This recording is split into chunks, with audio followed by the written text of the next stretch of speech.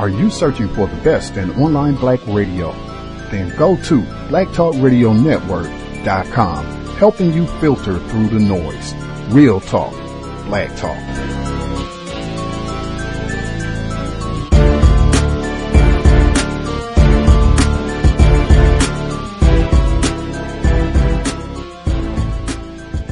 The internet is full of half-truths and all-out lies. We've all seen them, and many people on social media complaining about it. Here's your chance to show and prove. WorldAfropedia.com is a black-owned and operated encyclopedia. There are several thousand articles, but we need help. We can't uncover all the truth ourselves. So please, join us and become a writer, editor, or blogger for WorldAfropedia.com today. Every little bit counts. We owe it to the future generations to put the truth out there.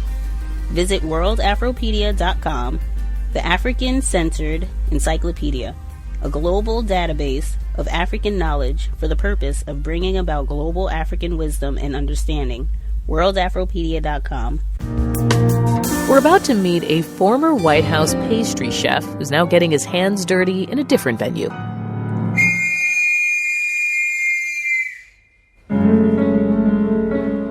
That factory whistle opens the darkest musical Stephen Sondheim ever wrote. Sweeney Todd tells the story of a demonic barber whose clients become the filling for meat pies. Now you see the trouble with poet is how do you know it's deceased? Try the priest.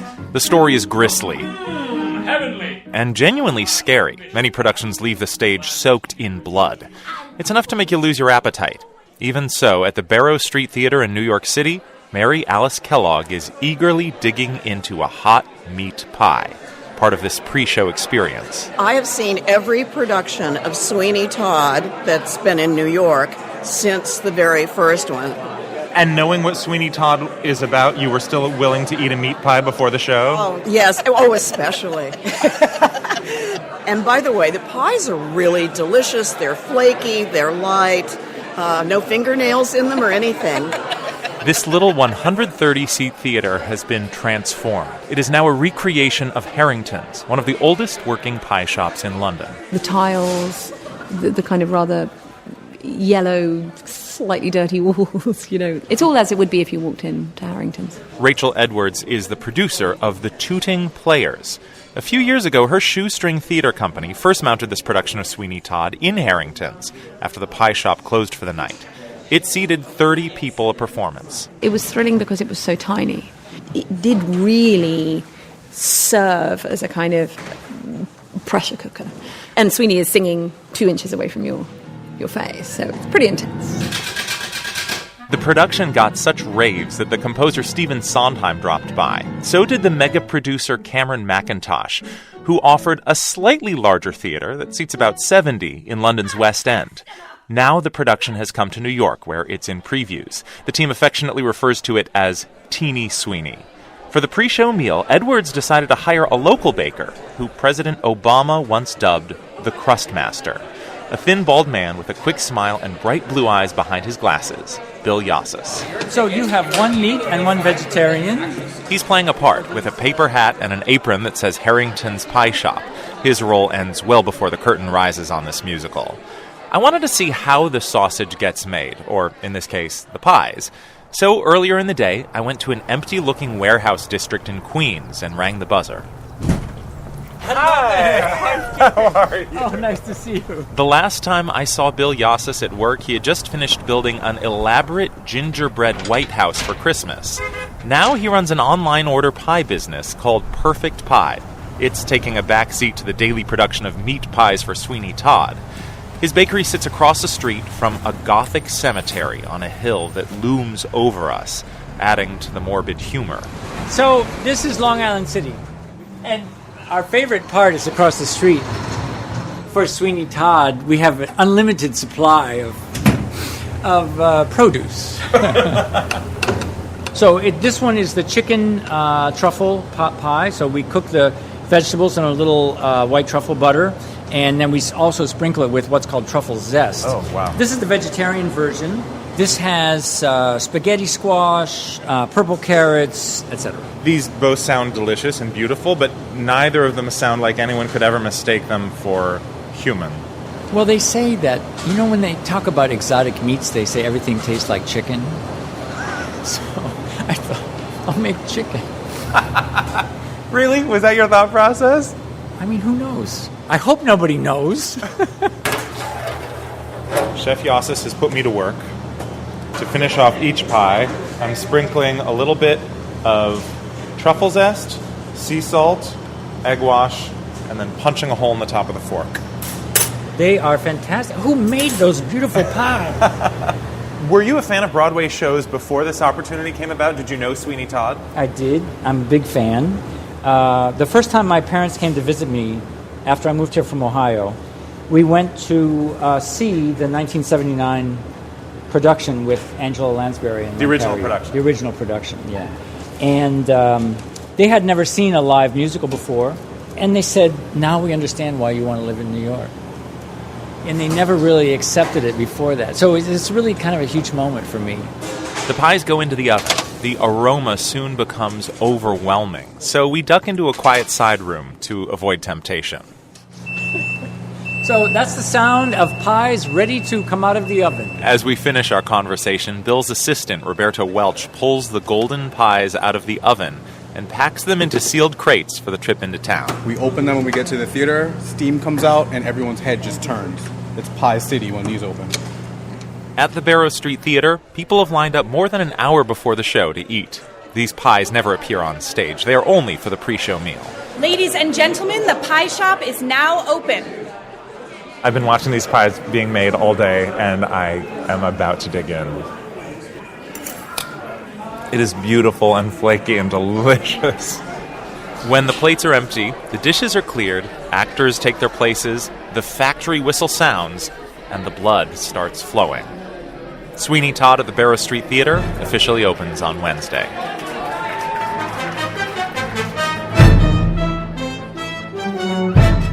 And if that truffle chicken pot pie sounds too good to pass on, no worries. Chef Bill Yossis shared the recipe with us at npr.org. Context of White Supremacy. Gus T Renegade in for another broadcast, hopefully to share constructive information on the system of white supremacy. Today's date, Friday, March 24th, 2017.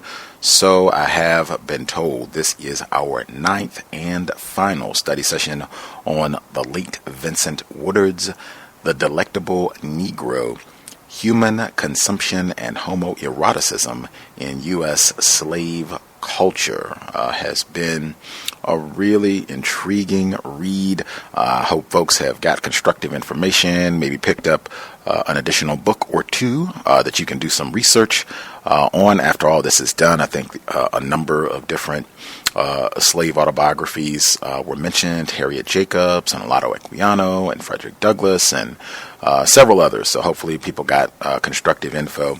As we wrap up this segment today, the opening audio segment that was from NPR just a few weeks previously, which I thought was, again, right in line with everything that the book has laid out. And I think this is kind of in our face on a regular basis. As Mr. Fuller says, sometimes we just are not able to see what we're looking at because we don't have a proper context. We don't have a proper understanding. That's one thing that I immensely appreciate about this text, and I think we'll be able to utilize moving forward, having a better understanding and a better way to process information like that. White people's appetite to go out for a play like this is entertainment, where we can talk about cannibalism and eating other people and deceiving them, killing them and eating them, and just being a regular old Jeffrey Dahmer about it. And oh, this is great, and we can even pretend that we're doing this too and have our little pies during the performance. That is racist culture. We will end there. First audio segment. Actually, this is the first and final audio segment. We won't even have two segments today, so we will have one shot, and then we'll get in our concluding comments, patterns, what we thought about the last section and the book in general. Vincent Woodard, The Delectable Negro, Context of White Supremacy, audio segment number 1. The black male sodomite. As we move to rethink and historically re-inhabit structures such as the male anus, I think it crucial that we shift our thinking to a relational model. Rather than thinking about the anus of a particular black man, I think it much more helpful to think about anal copulation between two black men, to think about the anus as a relational structure. Within this rational dynamic, we can better conceive of the anus and anal copulation as an index of gender identity and social role, as a site of black male erotic and emotional hungers, as a regenerative space of black cultural formation. Importantly, this relational model that I describe can help us reclaim from colonial American history those black men who were demonized and misrecognized as a result of their committing punishable acts of sodomy. Such reclamation is a crucial first step in constructing a new genealogy of the black male orifice, one rooted in slave history and African cultural legacies largely obscured through European empire building. Manuel Congo and Jean Crowley, whom we have already discussed, were convicted sodomites. There were also important markers of 17th and 18th century debates concerning the meaning of anal copulation between black men. The public record evinces very few documented cases of sodomy among black men. The 1646 case of Jean Crowley and Manuel Congo is one of the first of its type to be recovered by Jonathan Ned Katz in the Gay Lesbian Almanac, a new documentary. Court officials logged the Crowley and Congo case following proceedings in 1646 on Manhattan Island, the Netherland colony. According to the record, this was Crowley's second sodomy offense. The court had found him guilty of sodomizing a 10-year-old by the name of Manuel Congo. For reasons that are unclear, Congo was also punished and executed along with Crowley. Manuel Congo, a lad 10 years old, on whom the above abominable crime was committed, to be carried to the place where Crowley is to be executed, tied to the stake and faggots piled around him, for justice' sake, and to be flogged. Sentence executed. It might have been the case that Crowley and Congo were close in age, causing the white colonialists to perceive Congo as somehow instigative of the Sodomy Act. The punishment of both Crowley and Congo suggests a correlation to the white way of thinking, between black bodies and an innate sense of sexual taint. The sentencing of Congo and Crowley occurred approximately 50 years before the Black Sodomy Act of the Quakers was passed. That Quakers felt the need to craft a separate sodomy laws for blacks says that they were probably occurrences of sodomy among blacks prior to 1706. Webster's Encyclopedic Unabridged Dictionary defines a sodomite as 1. An inhabitant of Sodom. 2. One who practices sodomy. Sodomy is defined as 1.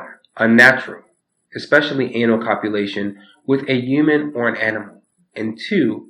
As copulation of a human with an animal, bestiality. This broad definition of sodomy was commonly accepted in the 17th century. When Reverend John Cotton was asked to draw up a group of sodomy laws for the Massachusetts colony, he defined sodomy as an unnatural filthiness to be punished with death, whether sodomy, which is carnal fellowship of man with man, or woman with woman, or buggery, which is carnal fellowship of man or woman with beasts or fowls. Both Cotton's and the dictionary's definition of sodomy are rife with historical and cultural presumptions. There is the obvious reference to the biblical cities of Sodom and Gomorrah. There is an embedded hierarchy of species wherein humans predominate over animals. There are also in these definitions embedded assumptions about natural biological functions. Anything connected to excrement is filthy, and the anus is understood as always and only an eliminative organ.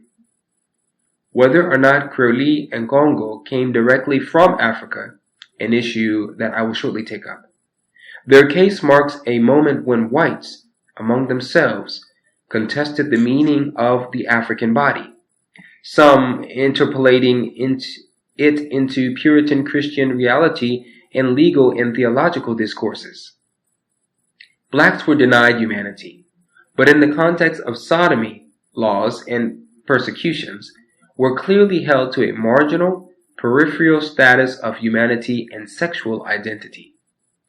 Importantly, the white American interpretation of the black sodomite served a political end that involved furthering the goals of empire building and the chaining the African body to a framework of spiritual and corporeal taint. In spite of the power and life-shaping influence of the state, we should not forget, though, that there were other meanings and implications of anal copulations, meanings that stem back to African homosexual practices and plantation culture and the politics of resistance. Reinserting the black sodomite into the narrative of black cultural formation challenges the antebellum and 19th century myths, ideologies, values, and social practices generated by black people. Also, the black sodomite helps us to get at and unpack the implications of blackness, of Anglo-Africanness, and Negroness that function as a homoerotic sexual category long before 20th century sexual politics or the labor of 19th century black persons to cast the race in the mold of the virile black male and the fecund maternal black female. There is also a race, womb, and myth of cultural origins embedded in Congo's anus and Creole's penis, or Creole's penis and Congo's anus. The broader implications of Congo's and Creole's sex act span the Atlantic and had roots in indigenous African patterns of homosexuality and gender fluidity. Through Manuel Congo's name, we can ascertain something of his roots, his African cultural lineage. Congo's surname is a reminder of the lush, humid Bakongo region of Central Africa. Even today, Central Africa has the continent's densest forests and a climate of high temperatures and heavy rainfall. Africans brought to the Americas often retained in name some hint of their geographic origins. A slave often retained a first name or surname such as Congo, Kwa, Sisa, or Sambo to signify their literal or ancestral connections to a specific part of Africa. Either the slave himself or, in many cases, the master chose to keep his name of identification. Most likely, Manuel Congo or an ancestor of his came from the Congo, the Bakongo region of Central Africa. The Bantu Bakongo people of this region maintain complex patterns of gender variance and homosexuality that influence patterns of religious worship, social roles, kinship ties, and a range of other relational patterns. For example, the Bantu who lived along the Congo River in the early 18th century maintained flexible gender frameworks. According to the French Jesuit Jean-Baptiste Labat, who served among the Bantu, certain males wore female clothing and were referred to as grandmother in certain sacred and ceremonial contexts. Labat, true to his Christian training, describes a man who lives as a Ganga ya Chibanda, as an infernal servant of licentiousness and an expert in demonology. A shameless, impudent, lewd man, he dresses ordinarily as a woman and makes an honor of being called the grandmother. Whatever bad action that he might commit, there is no point of law that might condemn him to death.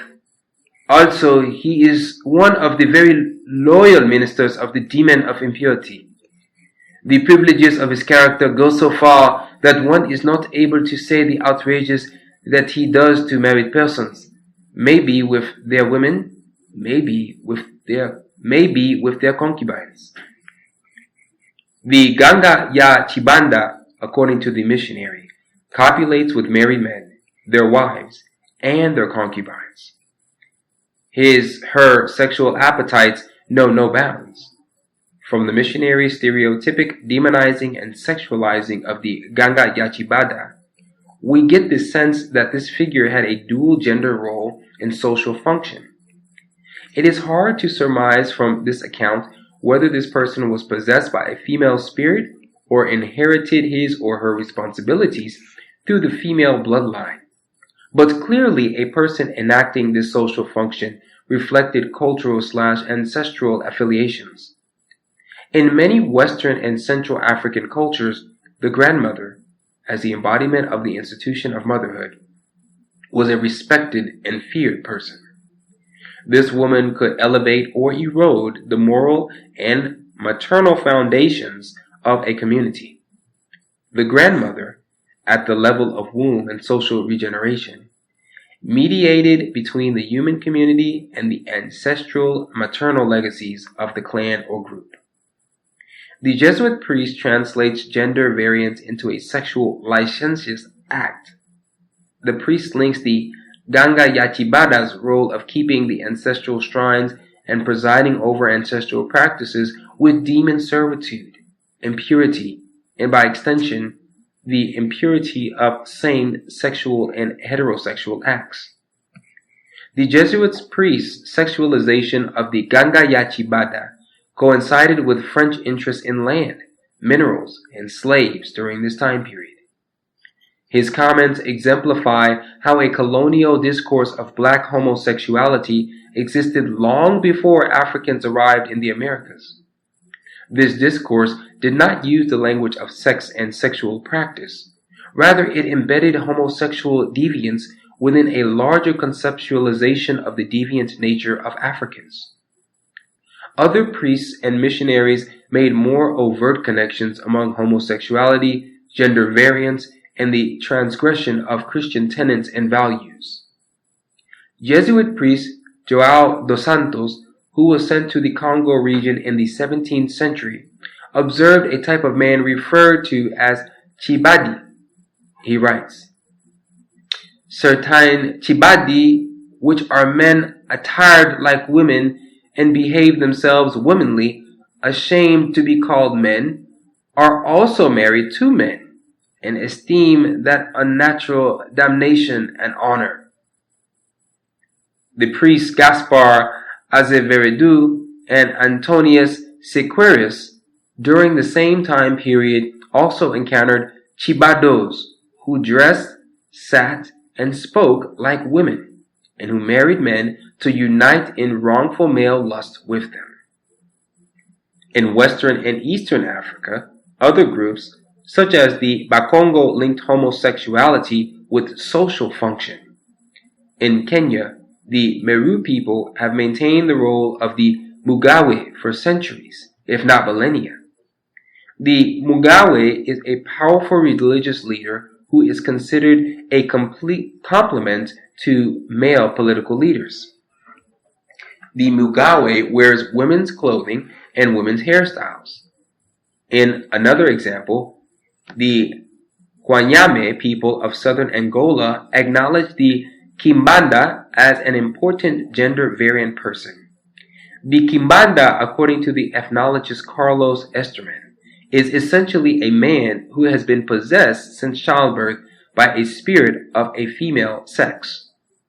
The Kimbanda or Omasenge Kimbanda dress like women, do women's work, and contract marriage with other men. The Ganga Yachibada and the Omasenge Kimbanda were maternal types. Their respective societies acknowledged their maternal capacity by having them dress in the clothing of the female sex. With each of these figures, clothing functioned as a powerful indicator of social class, gender role, and even spiritual orientation. Even more revealing is how social institutions, religion, cosmology, and gender norms acknowledge the maternal impulse in the male. These individuals and their creative dual-gendered capacities did not exist in isolation. Rather, they existed in social contexts in which sexual orientation and gender configuration were thought to originate in spirit and pre-material.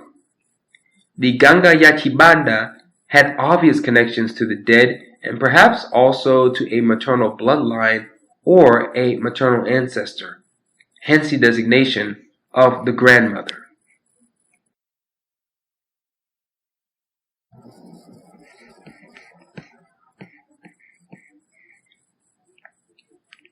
These Central and Eastern African linkings of maternity and homoeroticism provide one means of interpreting the absence of information on homoeroticism in colonial America. This issue of information reflects not only the status of the historical archive, but also our theoretical and social frameworks that make sense and meaning of homoerotic behaviors that occurred among black persons in colonial America.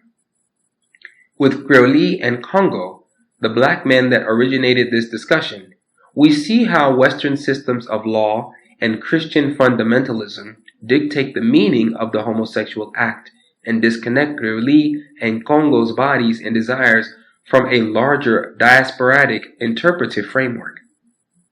It is of vital importance to know if either Congo or Creole understood themselves as fulfilling a female or maternal role, and if that role took meaning from African cultural forms. Within the sexualizing logic of sodomy law, we get nothing of the intimate and spiritual ties that might have bonded Congo to Creole and dictated the nature and significance of their bond. Did they live together? Did they share economic resources and acquired capital? Did other members of their slave community acknowledge and sanction a bond between them? Along with Creole and Congo, other black men were also convicted of sodomy offenses. These men could easily fit into the diasporatic framework suggested through Congo. Someone such as Mingo, alias Cock Negro, had a suggestive African first name and was executed for forcible buggery in 1712. With Cock Negro, we have even less information about his affectional or social ties to other men, and black men in particular. This should inspire us to look more deeply into the implications of his being crafted, through legal discourse, into a figuration of sodomy. At a more basic level of libidinal drive and need, I wonder about Creole, Congo, and Cock Negro as emblems of black male hunger for self and other. In particular, I am thinking of the emotional and erotic hungers that drive these young black men to risk death in the pursuit of erotic pleasure. They all, in their own ways, surely hungered for deep connection, for familiarity and intimacy, for warmth and communal ties. Hunger, unlike need and even desire, taps into those libidinal and spiritual urges that sustain and drive the organic being. To think of Creole, Congo, and Cock as hungering in the way I am suggesting opens us up to the theoretical and erotic implications of their satiation, their momentary fulfillment, their pleasure as an index of survival, praxis, and cultural renewal. Coming back to my earlier point concerning the relational hunger, as I am thinking of it, is fundamentally a relational construct. It is significant that Creole and Congo are both young black men rather than a young black man and a white man. As young black men, as two persons sharing the bonded condition, both young men had access, potentially, to a common field of cultural and ancestral experience. In such a context, the act of anal copulation might have served to unify, reconstitute, and regenerate self and society in ways that were particular to the circumstances of bondage. As symbols of sameness and erotic reciprocity, Creole and Congo provide an opportunity to think about the anus as a generative place. As a place, the anus serves as a site of ancestral memory, of African customs and gender practices that perhaps inform the relation between Congo and Creole. Africa as symbolic and geographic region brings into greater focus the positive aspects of black male hunger, of black men made to hunger in the context of slavery. In addition, intersecting the geography of Africa with black male interior life makes available to us a rich and largely unacknowledged terrain of black cultural formation. Through Creole, Congo, and their act of anal copulation, we get an expanded sense of gender and relational dynamics on the plantation, erotic modes of resistance and self-generation, and the black male orifice as a space constituted through mutual need and desire. The anus in diasporic context. Through the tight and seemingly confining space of the anus, we find ourselves navigating the Atlantic and quite seamlessly engaging with issues of cultural origins and racial meaning at the heart of black experience. This journeying through the anal cavity conveys the inherent potential of the black male orifice to complicate and advance our inquiries into the black Atlantic itself and black diasporic experience.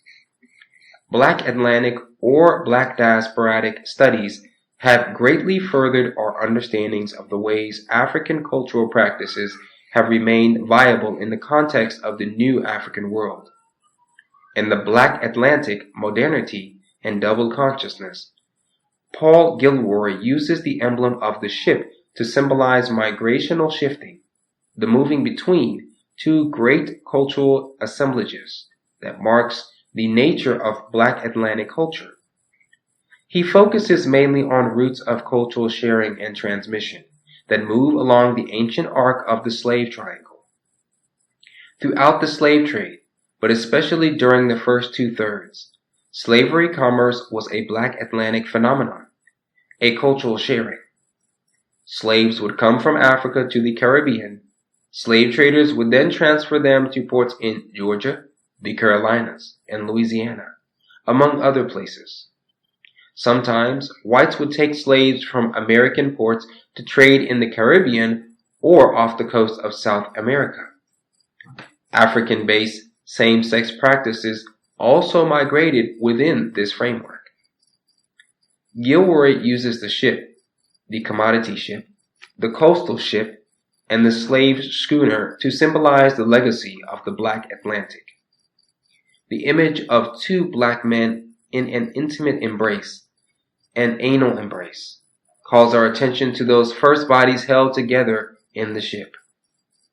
There is perhaps no more intimate and formative moment for black people than that moment. Women chained to women and men chained to men. If the ship captures a legacy of movement, of in-between consciousness, then joined black male bodies, either through chains, terror, mutual dislocation, or anal intercourse, registers the effects of this movement on the body, the emotions, the psyche, and desire.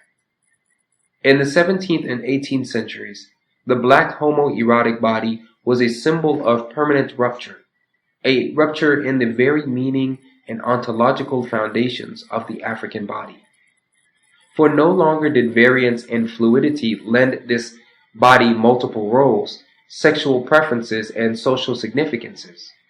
Instead, in the context of slavery and colonial expansion, this intimate, erotic space between two black men became a symbol of loss, of disconnection from Africa, and deviance within black communities. In Biography of a Runaway Slave, the Cuban slave Esteban Montejo depicts an alternative genealogy of black same-sex behavior. Montejo's biography records how same-sex identified black men were tolerated and to a great extent integrated into various aspects of 18th century Cuban plantation culture. Montejo, like Harriet Jacobs, uses black homoeroticism strategically. He uses it to prove slavery a dehumanizing, culturally debilitating institution. Referring to homosexuality, he admonished, "In my opinion, It didn't come from Africa. Old men didn't like it at all. Old men wanted to have nothing to do with them. Them means the effeminate men who partner with more masculine men on the plantation. Montejo links effeminacy and acts of sodomy among black men to a much larger context of forced intimacy. These violences, rape, seasoning pens, physical beatings, and language disruption are to blame rather than the pristine paternal legacy of Africa. In Montejo's cosmology, the effeminate black male slave is a symbol of rupture and disconnection. This male becomes one repository for the collective treatment of black men under Cuban plantation culture. Black men ruptured from land and language, black men held together with chains, vomit, and feces, black men broken in seasoning pens and made to share the mutual secret of their degradation, of constant, permanent subjugation. Ironically, the effeminate black male becomes the means of forgetting and simultaneously remembering Africa. For the old men from Africa, who wanted to have nothing to do with them, the effeminate men, such men clarified what Africa was in their imaginations: an idyllic place of male-female conjugal unions, a place where men did not make house together. According to Montejo, elder African men recognized nothing of their native Yoruba, Bantu, or Kikongo lands in such persons or the domestic relationships they formed. These elder men associated the effeminate male insofar as he is associated with the pain and mangling circumstances of slavery with forgetting Africa, not being true to the noble legacy represented by the old men. Through the ancestral authority that he invests in the old men, Montejo establishes that the word effeminate within black Cuban communities came about after slavery. In this early 18th century example, we see homoeroticism, the black penis inside the anus, figured into the cosmology and memory of Africa. Making black men have unwilling and willing sex with white men did not encourage such thinking.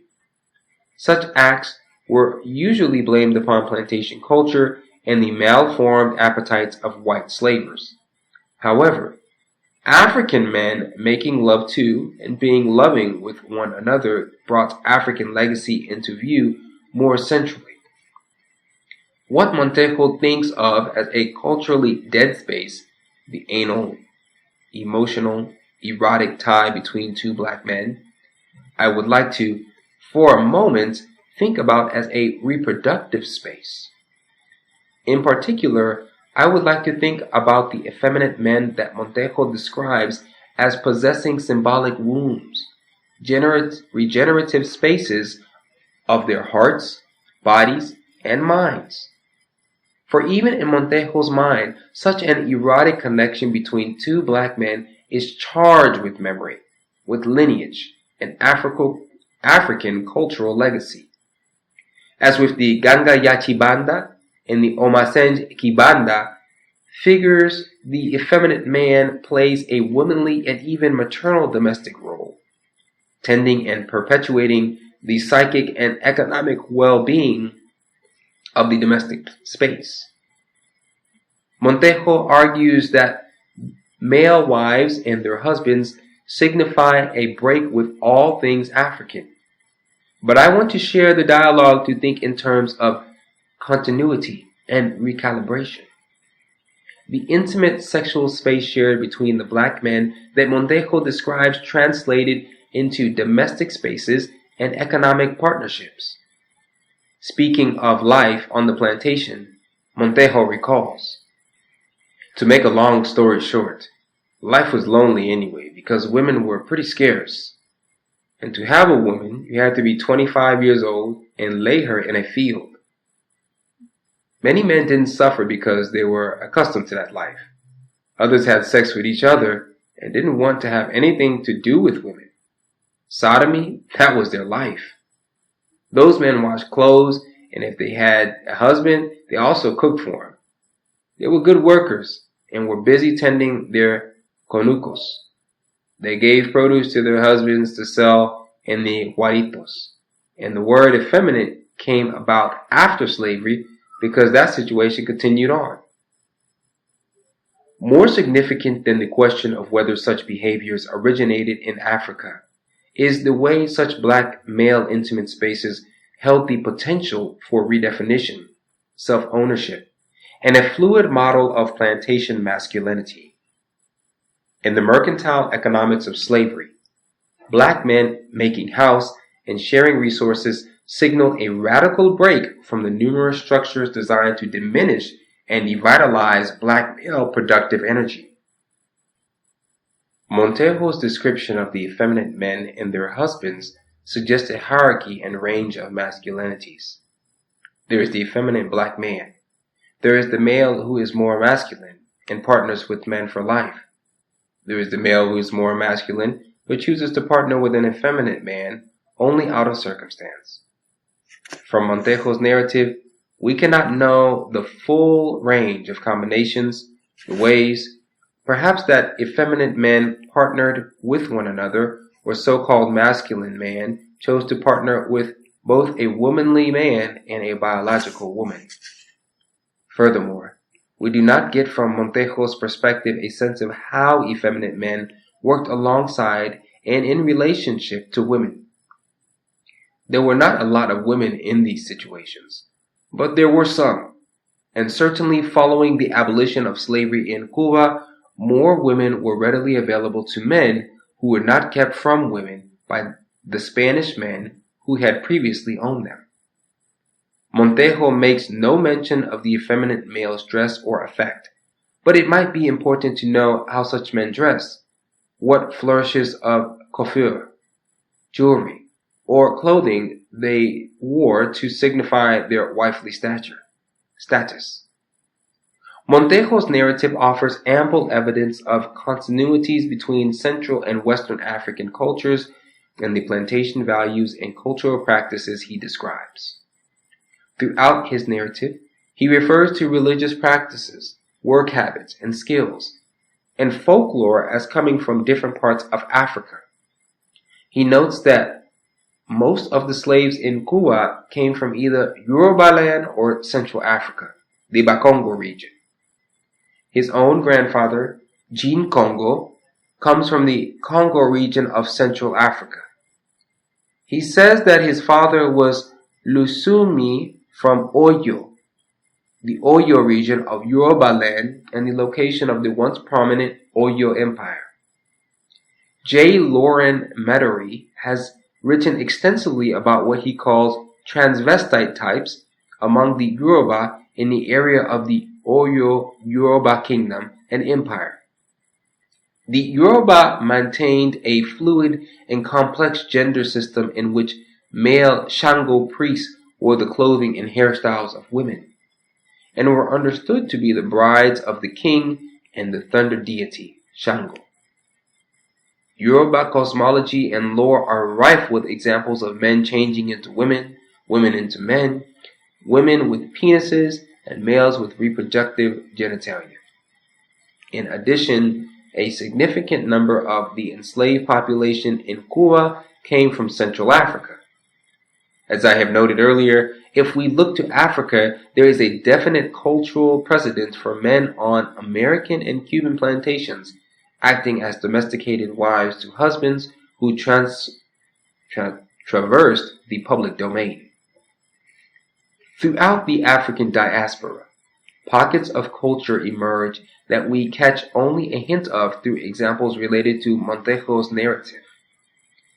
From plantations in Bahia, Brazil, there also emerged documented examples of cross-dressing, effeminacy, and same-sex eroticism directly linked to African cultural practices. Francisco Manicongo's behaviors were so pronounced that they came to the attention of agents of the Portuguese Inquisition stationed in Brazil. Portuguese Inquisition officials document Manicongo's exploits in first visit of the Holy Office to the regions of Brazil, denunciations of Bahia, 1591 through 1593. Francisco Manicongo, a cobbler's apprentice known among the slaves as a sodomite, for performing the duty of the female and for refusing to wear the men's clothes which the master gave him. Francisco's accuser added that in Angola and in the Congo, in which he had wandered much and of which he had much experience, it is customary among the pagan Negroes to wear a loincloth with the ends in front which leaves an opening in the rear.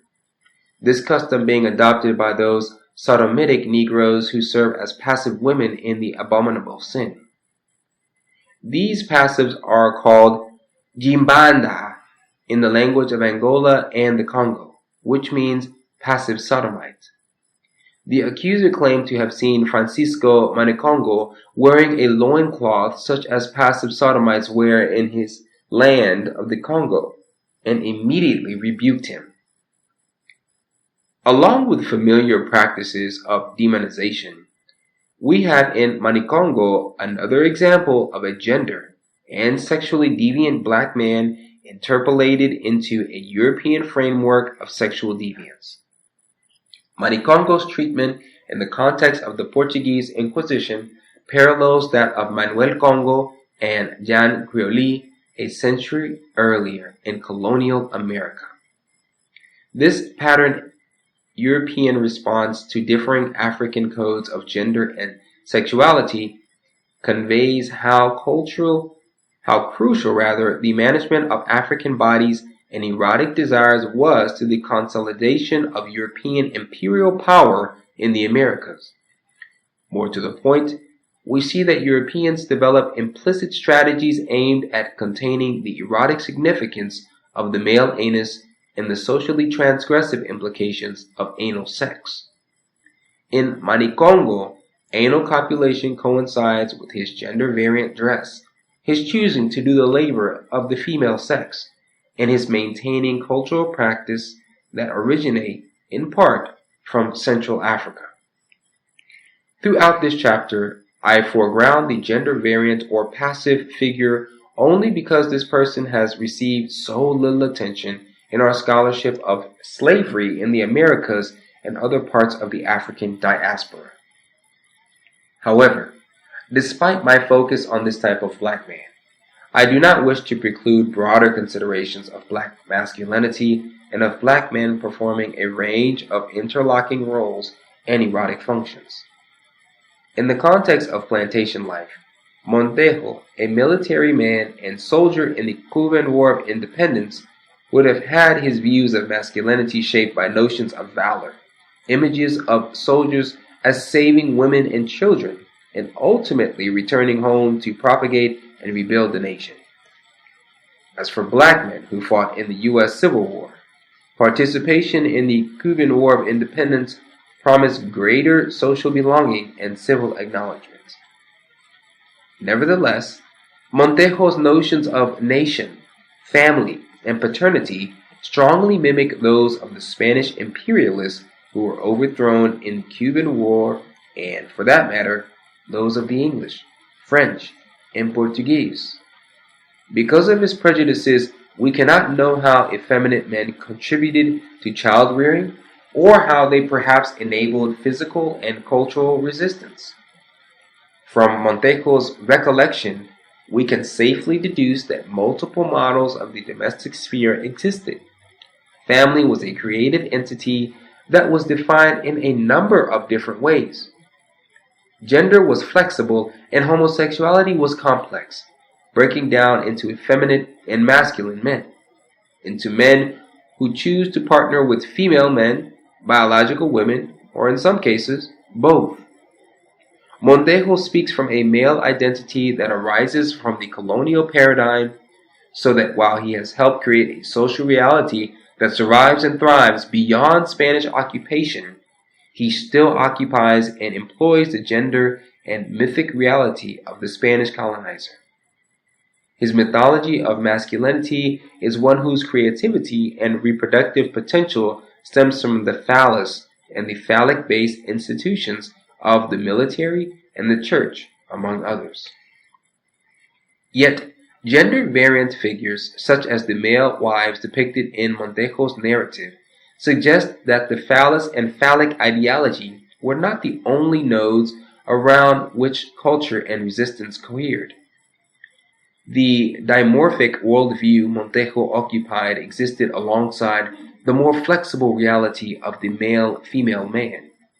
This man who could substitute for a biological woman and existed somewhere between or beyond the idea of two biological sexes. In a number of the plantation contexts, I describe the anus and anal copulation symbolize cultural continuity, alternative and creative relational bonds, and sites of resistance to the dehumanizing and emotionally numbing circumstances of slavery. Beginning from the assumptive framework that the eroticized anus and oral orifice are sites of agency and black cultural formation requires us to rethink so much of what we have accepted as norms of desire, biology, race continuity, and cultural origins.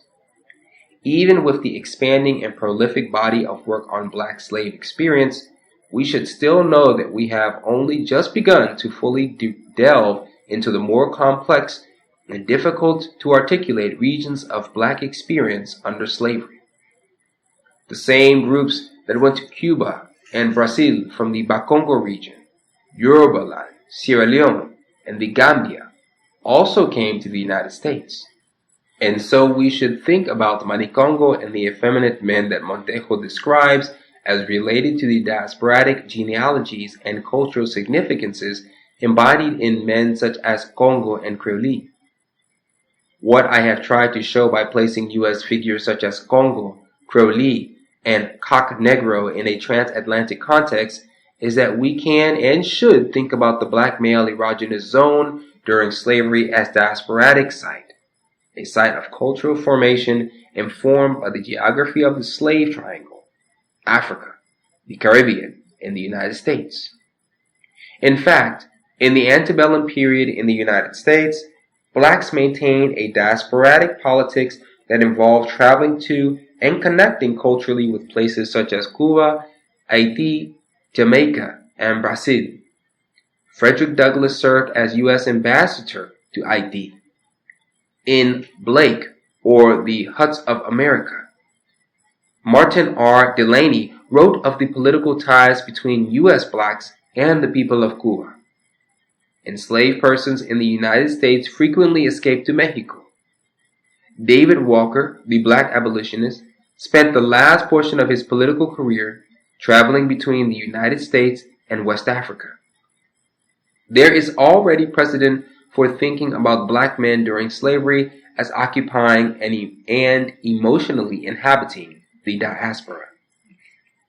What I am encouraging through, though, is a deeper exploration of habitation, of the loss and longing that dislocation encouraged, of the profound hungers to belong, to have a homeland.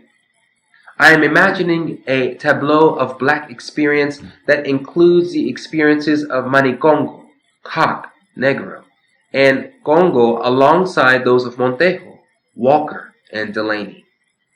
All of these black men, under varying circumstances of U.S. slavery, wrestled with the regimes of Christianity, contended with the erotic and homoerotic interests of the state, and were made to hunger for self and a larger sense of communal belonging. What figures such as Congo and others bring into focus, though, is how we have largely overlooked the interior and erotic dimensions of these black men's struggles. At varying points throughout this book, though the examples of Douglass and Sandy, Turner, and Willis, Baldwin, and the black men from 10 Black Writers respond, I have alluded to the relational and erotic ties that have bound black men to one another throughout history. We should not limit our understandings of anal and oral copulations to specifics of the sex act. Rather, it is my hope that we will begin, more broadly, to marshal the relational implications of these sex acts and use these energies to reconfigure and remap black masculinity, black male interior life, and even the implications of the Black Atlantic and Black Atlantic experience. Our new and first priority should be the mapping and excavating of the interior, where we have feared to expose our deepest hungers and libidinal drives. We should now see these energies and domains of experience as guideposts and indicators of a new and vital terrain of black experience. Context of White Supremacy. And that will do it for the late Vincent Woodard's The Delectable Negro. All done. We are starting a brand new book next week. We've got to do our roll call for all the books we've done on the book club over the last 5 years. It is a substantial list. I had written it out. I think I missed like 2 or 3. I wanted to go back to make sure I didn't omit. We'll have to see if we can do that tomorrow for the compensatory call-in. But substantial list continues to grow. We should be adding a brand new notch on our list of completed reads beginning next week. I had said before I wanted to do The Man in the High Castle, give us another novel since we don't read fiction very often. Very popular Amazon series. I spoke with Dr. Welsing one of the last times that I spoke with her. We talked about that book and the corresponding television show, and she took down all the information. She wanted to read it, suggested that we read it, and I have it. I have the book. I have the audio book. I'm ready to go. The only thing is that since I mentioned that book, there's a new biography on Coretta Scott King, Dr. King's wife. She has her own record of counter-racist activity in her own right.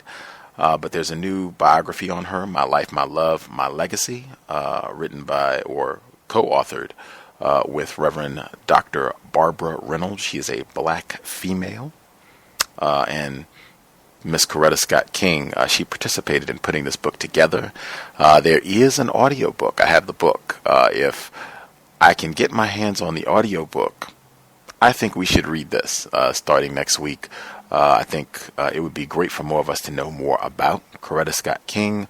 We'll probably get to learn a lot about racism, and we have a pretty hefty track record on doing biographies over the years. We have done some real gems, Assata Shakur, Chris Kyle, Minister Malcolm X, Ben Tillman. We have done a number of biographies down through the years. Always, I think, great getting an opportunity to learn more history, some of the errors, some of the things that have worked well with racism. So that would be my preference. If we have anybody out there, if you have the means of getting the book, or if you already have the audio book, make sure I'm specific, the audio book, the unabridged audio book of My Life, My Love, My Legacy, Coretta Scott King and Reverend Dr. Barbara Reynolds. If you can get the audiobook or a quality, pristine copy to me, that will be the next book. If there's some difficulty getting that between now and next Friday, then we will do The Man in the High Castle. But we will see if we can get that. Anybody out there listening, I'll post it on Facebook as well. If I can get that, Coretta Scott King's bio will be next. But before then, we will get our last thoughts in on The Delectable Negro. The number 641-715-3640. The code is 564943 pound. Press star 6 if you would like to participate. That number again, 641-715-3640. The code is 564943 pound. Press star 6 if you would like to participate. If you do not want to use your phone, you can use the free HD line to dial in. It's linked at Black Talk Radio Network. If you need the address, it is tiny, TINY.cc/1 race. And that is the number 1. Address again, tiny, TINY.cc/1 race. That is the number 1. When you put in that address, look on the left of the page, you'll see the link for the free vote line. Click it. It will open a small window on your screen. Top line, it is the number it's a drop down menu. Select the number that I just gave out, which again is 641-715-3640. Next line, it will ask for the code. That code again is 564943. Final line, it will ask for a name. You can put in a real name, nickname. You can press random keys if you are comfortable with that. Once you get all that taken care of, press the green button at the bottom. It will connect you to the program. You should be able to hear us live. It's the same procedure if you'd like to participate. You will see the dial pad on your screen. Press *6. When you do so, you'll hear the audio prompt to press 1. Press it. I'll see your hand on the switchboard and we will get you on the line. So again, if you have final thoughts, major themes, patterns that you've seen from what we've talked about over the last, 2 months that we've read the book, would be grand. We are all done. Don't even have a second audio segment. So obviously we will have an abundance of time. If folks have any concluding thoughts or questions they would like to ask about the text, again, just do not wait until the last minute. If you have commentary you would like to share. Folks who dialed in with a hand up, line should be open. Let's see here. Hope we do not have lots of spectators after 2 months of 2 months of time reading the book. Let's see. The first set of folks who dialed in, I see some of the difficulties I'm having. They changed the switchboard again, so it once again does not quite look the way that it did previously. That's causing some of my difficulties, but figuring it out. Here we go. Some of the folks who dialed in with a hand up, line should be open. Feel free.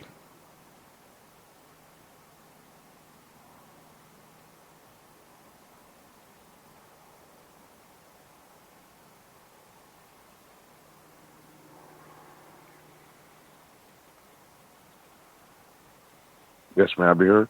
Yes, sir.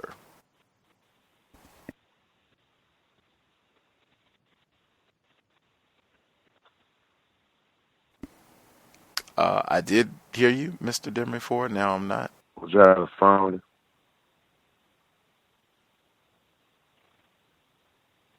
Hello? Oh, okay. Yes, I can hear you now. Sorry about that. How about now? Yes, sir. You're crystal clear. Okay. All right. Greetings, Gus, and greetings to the host, Gus, to the other callers and listeners. I just had a couple of points, and I wanted to give my views on the entire book. But in the part about the black male sodomite, I noticed that a part of it, when he started talking about the Congo and Jan Yoli, he mentioned them as, he said that he had mentioned them earlier, the book. And I guess it was over on page, I've got a note that says on page 211. He's making a point about two lovers, apparently, grown men or young men. But in actuality, it was some guy that was apparently, they wasn't close in age, and one was a child. And so it would be classified, as pedophilia, but he was making it like some type of mutual thing that they had going on. It said in 211, as I had argued throughout the book, the black, no, that wasn't it. He was talking about Charles I. Nero correlates anal sexual activity between two black men on a plantation in the 18th century to the we think in the past and present. Our models of black family and homosexuality as alien to black culture. See, and then he starts driving his point on a false premise, what I believe, because if you look at the case with the two African guys, it happened around 1600s, and then there were case where there were two white males. The same thing, one was older and one was a child, but both of them was not executed. I think it was a footnote said that one, he was put into a sack, it was tied at the end, and he was thrown in the river. But the other white male was relocated, the younger one, he was not executed. But when it comes to the black males, both of them was executed. And then an interesting point was black was denied their humanity, but then they were still held to the same standards of morality as people of that time and the European standards of morality, if they even exist. Yeah, I'm just interested to hear what others say. I think that basically I learned more information that I wanted to know about, but it did cause me to think on some levels. There probably were a lot of aspects of the slavery era, a lot of incidents that we don't know about, hadn't thought about, this and that. And some of those things that he brought up may or may not be true, but maybe we do need to rethink the way that we look at that particular era. But I don't see how, my limited knowledge, how getting that far into the detail had that much impact on the black experience. But I'll mute my line and give somebody else a chance. Thanks, guys. Thank you, Mr. Denver. Other folks who dialed in that we have not heard from, if you have a hand up, your line should be open.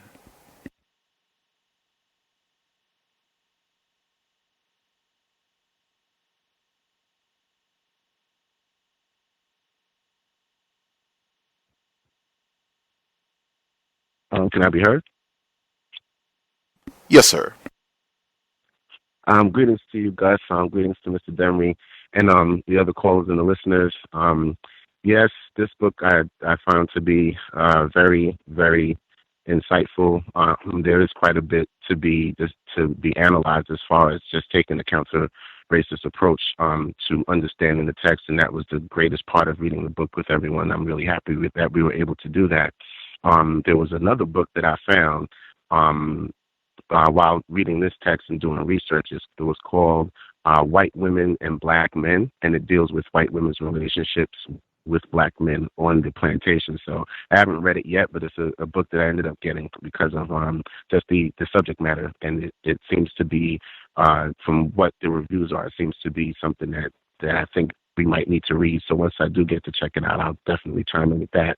But this part of the text I found to be very, very interesting, and I agree with Mr. Demery in regards to some things that I disagree with, just based on my own understanding of African history and his approach to certain aspects of the text towards the very end of the book. But I'll touch on that momentarily. Let me see. Let me start getting my first set of notes. Okay, so on page 232, the author writes, to think of Creole, Congo, and Cock as hungering in the way that I'm suggesting also opens us up to the theoretical and erotic implications of their station, their momentary fulfillment, their pleasure as an index of survival, praxis, and cultural renewal. Coming back to my earlier point concerning the relational hunger, as I'm thinking of it, thinking of it, is fundamentally a relational construct. It is significant that Creole and Congo are both young black men rather than a young black man and a white man. As young black men, as two persons sharing the bonded condition, both young men had access potentially to a common field of cultural and ancestral experience. In such a context, the act of anal copulation might have served to unify, reconstitute, and regenerate self and society in ways that were particular to the circumstances of bondage. As symbols of sameness and erotic reciprocity, Creole and Congo provide an opportunity to think about the anus as a generative place.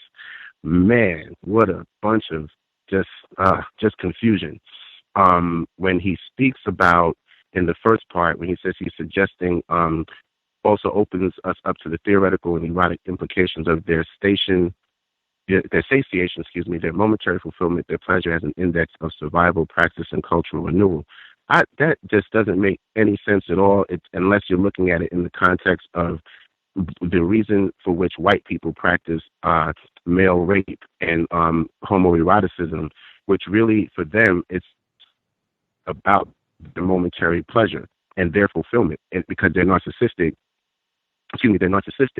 which is one of the three functional mental illnesses that, in my opinion, make up white supremacy, would be narcissism, psychopathy.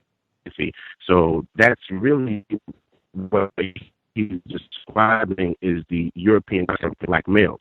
And in the next paragraph, when he was talking as well, when he says that anal copulation might somehow reconstitute and regenerate self and society in ways particular to the circumstances of bondage.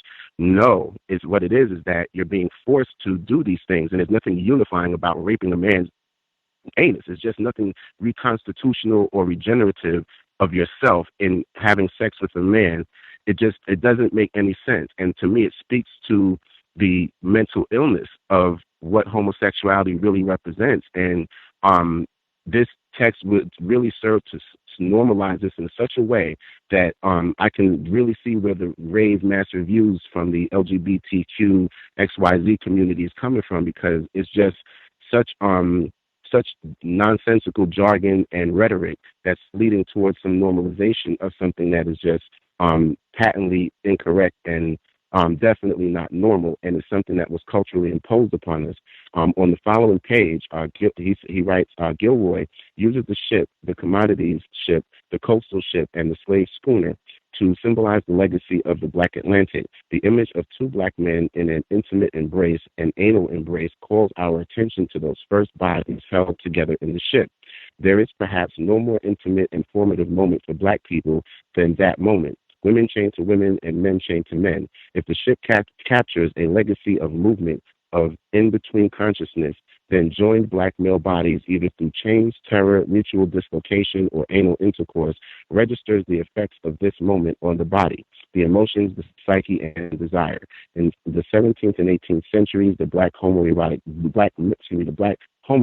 body was a symbol of permanent rupture, a rupture in the very meaning and ontological foundations of the African body. For no longer did variance and fluidity lend this body multiple roles, sexual preferences, and social significances.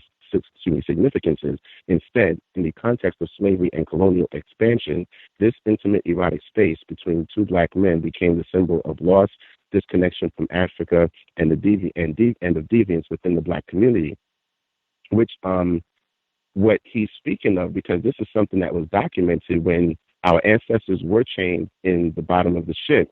That was where the origins of a lot of the practices that we see in jail, as far as sexual terrorism, abuse, rape, and all of the brutalities that come with that, actually started in the slave ship, from being chained for months, to, men to men, women to women, and not in homosexual embrace, but laying in feces and vomit and urine for 2 to 3 months at a time, and hoping to survive a journey while it's being sexually terrorized and abused by white people all along the way. So what he's taking the context of our actual experiences and trying to make them cultural, when again, this is something that was done to us under the duress of white supremacy, and it is something that is so obfuscating reality. I could see a lot of people getting confused by that if they don't really understand the true history of what happened to our ancestors. He writes shortly below, Montejo, like Harriet Jacobs, uses homoeroticism strategically. He uses it to prove a slavery dehumanizing, culturally debilitating institution. Referring to homosexuality, he admonished, in my opinion, it didn't come from Africa. Old men didn't like it at all. Old men wanted to have nothing to do with them. Them means the effeminate men who partner with more masculine men on the plantation. Montejo links effeminacy and acts of sodomy among black men to a much larger context of forced intimacy.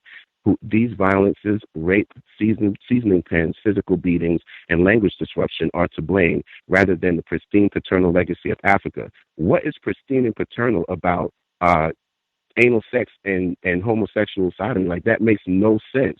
And again, he's not being honest, in my opinion, or whoever wrote this is not really being honest about the context of these things.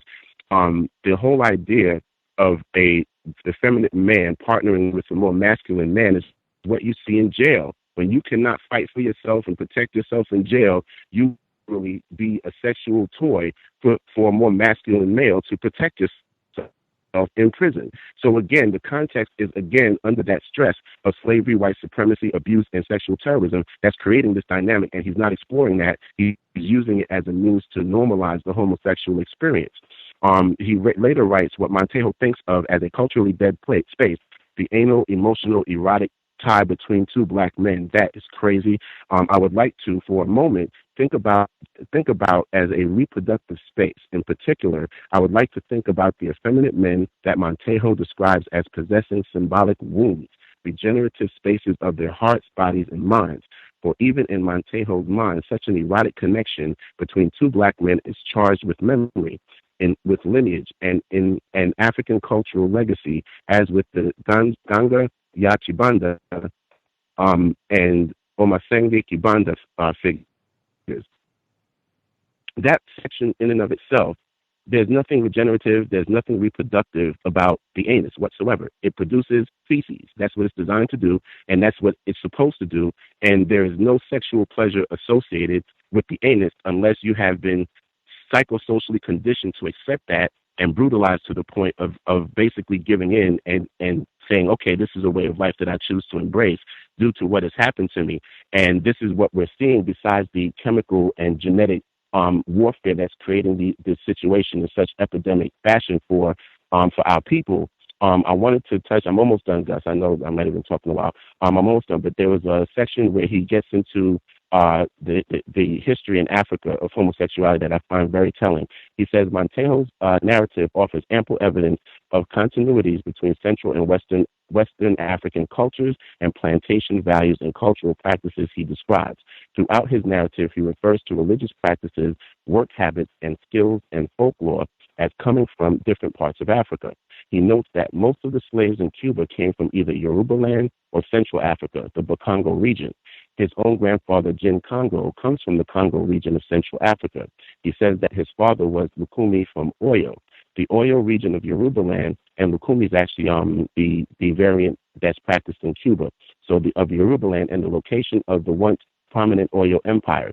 J. Lauren Mattery has written extensively about what he calls, quote, transvestite types, unquote, among the Yoruba in the era of the Oyo Yoruba kingdom and empire.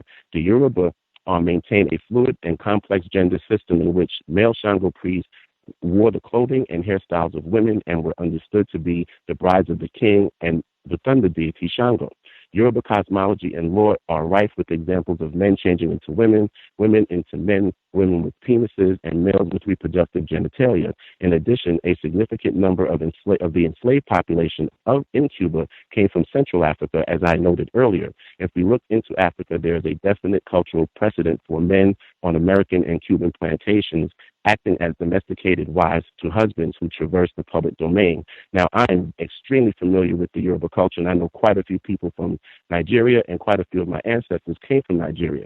And when they're speaking of Shango in particular, which is a deity that I have an affinity with personally, ultimately what they're discussing is the fact that, and he wouldn't know it because he doesn't have these connections to the culture, obviously. He's taking his information from other people's work. But ultimately, Shango was considered to be so ultra masculine that was the reason that they called the men would wear feminine hairstyles. It wasn't because they were trying to be feminine. It was about they were so masculine that they could get away with wearing women's hairstyles and still be considered the ultimate masculine man. And even female initiates of Shango were actually called his sons. That's how masculine he was. So again, he's not understanding the spiritual context. And yes, there are stories of, there's a story of Shango himself dressing up as a woman, but it was in the context of him being locked into his home by his wife because she caught him cheating, and she put ancestors, dead people, to keep him trapped in the house, and he was terrified of the dead. So he put on women's clothing in order to fool those ancestors into thinking that he was a female, so that they would let him out of the house so he could escape. So these are the things that I'm saying that he's not really getting into because he doesn't understand African culture, and the fact that none of these practices became normalized until the coming of white people. So we were forced to create terms to describe these things, and also there was a special place for hermaphrodites in African culture, as there is in a lot of other traditional cultures around the world, because hermaphrodites traverse both worlds in regards to their feminine and masculine characteristics and spirituality. They were given special status, and it had nothing to do with sex. It had to do with their ability to intuit and tap into the spiritual world in a way in which people who were holistically female and holistically male did not, due to their status as being hermaphrodites. I'm going to stop here and let someone get a chance to speak, and hopefully I'll be able to chime in later. Thank you very much, Gus, and I'll mute my line. Thanks, Roz. Other folks who dialed in that we have not heard from, if you have a hand up, commentary you want to share, you should be with us. Yes, sir. Can I be heard? Yes, sir. Yes, sir. Greetings to you, the hosts, the callers, and the listeners. I thought this was an interesting book. I think a lot of the books are interesting that we've gone over and that you've gone over. And this particular book about Delectable Negroes, I think it's interesting that the last part where there was, that we just went through, where it was talking about homosexual black males. I thought that part was interesting. A lot of, because what the last caller was saying, he was taking, the writer was taking from, he said that African tradition had this homosexual history.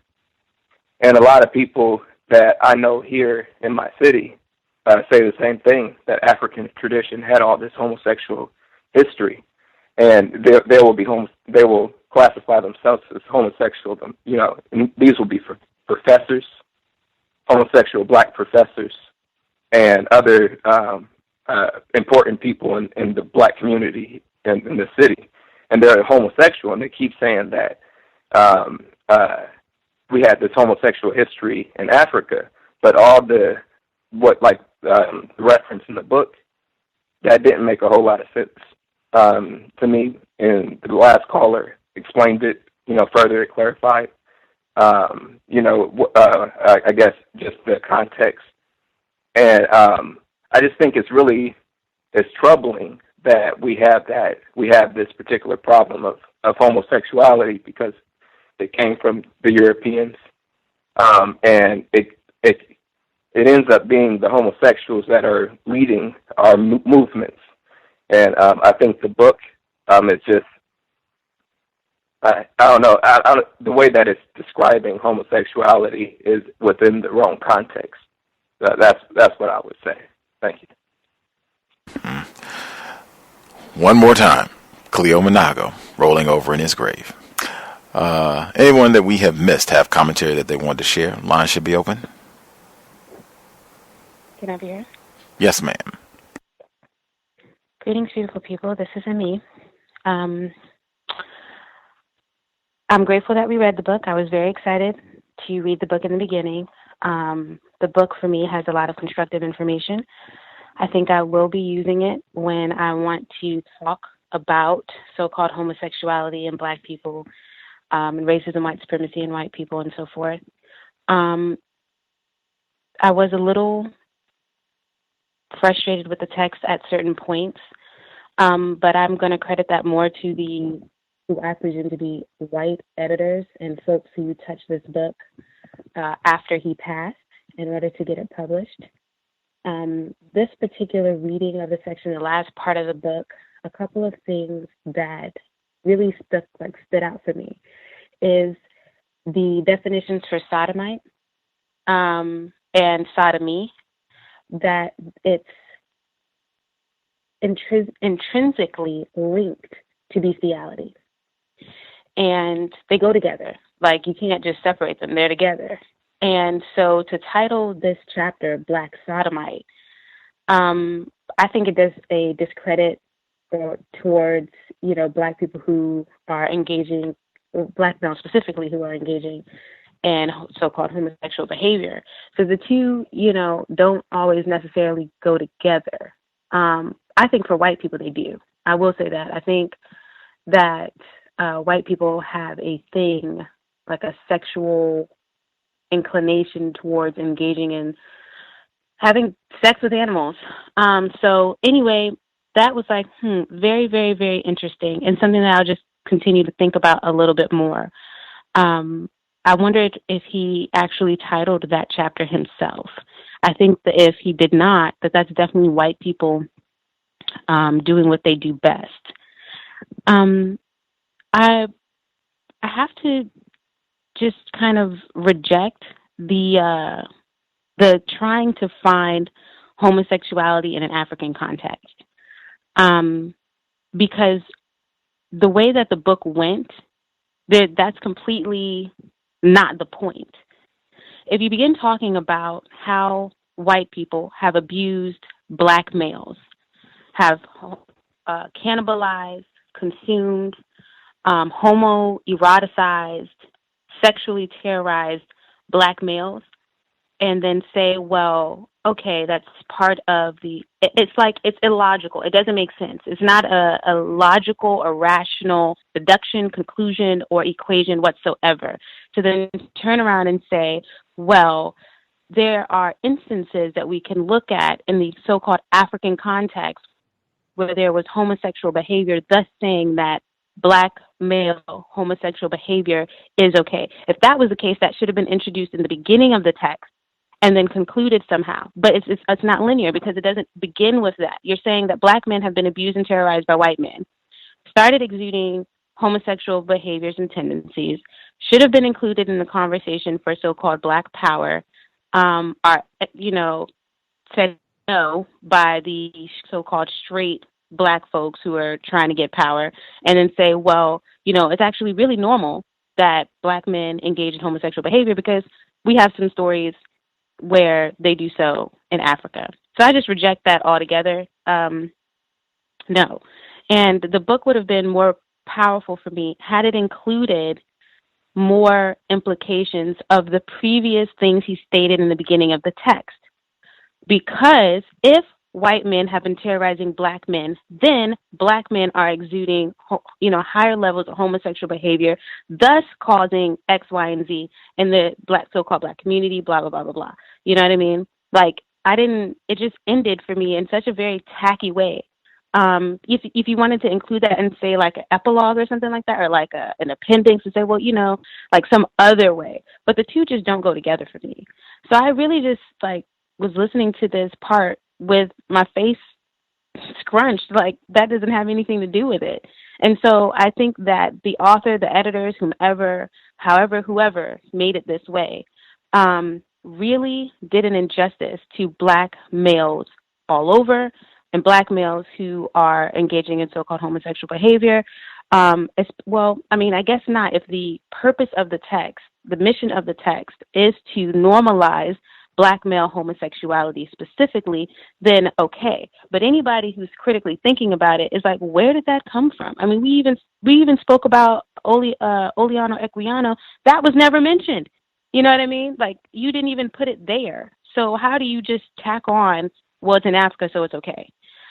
Also, I agree with, I believe that was Roz that spoke. I'm not too familiar, so I can't say what, but I do know that if any of the people who he got his information about Africa from were white, that they messed it up, because that's just what they do.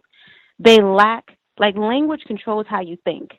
So sometimes, a lot of times, things are getting lost in translation because English is a very limited and deliberately confusing language, so that there are words and concepts and ideals and ideas and frameworks that are present within the structure of a language of other languages that are not present in English. So if you try to explain what is happening in a certain situation and we're trying to get it to English, a lot is lost. The context is completely lost. So just because it might look like that doesn't mean that it is that. And so I just reject that altogether. That just because some white people went someplace and translated something or heard a story that this is what it is, and if the men actually did wear dresses, then that means that they're cross-dressing. No, that doesn't mean that at all. Like, what's the larger context? What are these stories? The stories are part of probably a larger canon of stories that they're parables, they're metaphors. There's a lot going on. So just to be so superficial about it is disrespectful to the reader, because it just assumes that you aren't going to think about it. Now, you're not going to think about it if you are looking to find validation for whatever it is you're doing, which could be the complete point of the text. And I think that that's that. And so then I will just say that it's, for me, very disheartening and sad, because I really do maintain that this author was really, really, really perhaps conflicted about his own sexual inclinations, behavior, identity or identification or whatever it is, and was seeking to find himself in historical context and make whatever he's doing feel right, which for me means that it must feel wrong, in which case that's what we should be talking about. If it feels wrong, we should just be talking about that it feels wrong, even if you're still doing it, and then we can have real dialogue, real conversation about what's going on. But when white people touch stuff, they might just take it and say, well, we can just spin it this way or do whatever and make it so that everyone thinks that this kind of thing is okay. And if you feel wrong, don't feel wrong, because, hey, they're doing it over in Africa. They was doing it before we touched y'all. So, it's fine. But that, even if they were doing it before white people touched them, white people did do what they did. So we can't deny that white people did what they did, and it's having a ramification now. In which case, I just was really frustrated towards the end of the text. That's it. Thank you.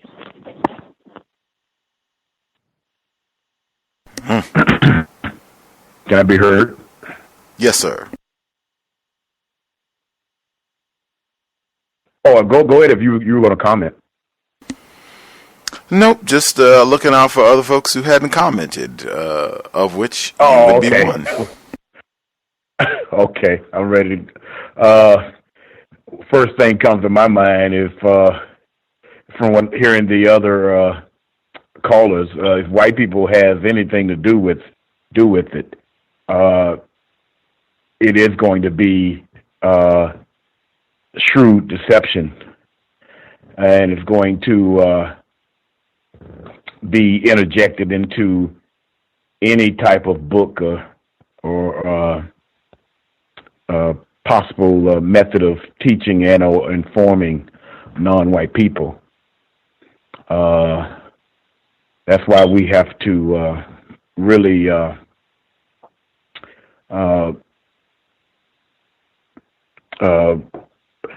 about the means of studying quite a bit in order to be able to dismantle the global system of racist white supremacy. Some thoughts come to my mind, irregardless of what may or may not have been a practice. If it was minimum at best, and but when white people are in close proximity or connected with non-white people, there's a habit that whatever what may have been a cold becomes pneumonia with non-white people. And in this case, in their process of the means of establishing global racism and white supremacy with a strategy that we know today is called slavery, of course, a lot of insanity is going to be in place. Their scientists, their incorrect scientists, evil scientists, know through experimentation. From what I'm hearing on the last reading, you place males together, females together in such horrendous conditions. Just like in the global penal system that they control, you're going to have that type of insanity that's going to go on a daily basis. And in turn, whoever is in control, and in this case we're talking about white people who practice racist white supremacy, is going to be to their advantage, of course. And that is basically their means of fostering that type of behavior by capturing people and confining them, and with the technology of that time, you just to get on the high seas and travel, it takes months. And a lot of things could happen, and all of them would be incorrect in that lifetime. And so I can see where something like that actually can like I said, whatever it may or may not have been before they even had contact with us, it certainly would multiply and be directly and powerfully against our best interest of countering racist white supremacy. And with this book and hearing the reading, that's basically what it's taught me as far as that concerned, and the whole process of reading this book. And that's all I have to say right now. Thank you. Right on, retired firefighter. If there are other folks who have commentary, again, this is final segment. We don't even have a second audio segment. If you have commentary you would like to share, a question about the book, thoughts on why Dr. Curry has recommended this book over the years. I did email him. I had some questions that I wanted to get his thoughts on, and just kind of pick his brain a little bit now that we've finished up the book, but I did not get his response in time to share, so we will have to catch him the next time he comes on the program, and we can ask him some questions maybe. Anybody else that we have not heard from at all have questions, comments they want to share? May I be heard? Yes, ma'am. Hello, everyone.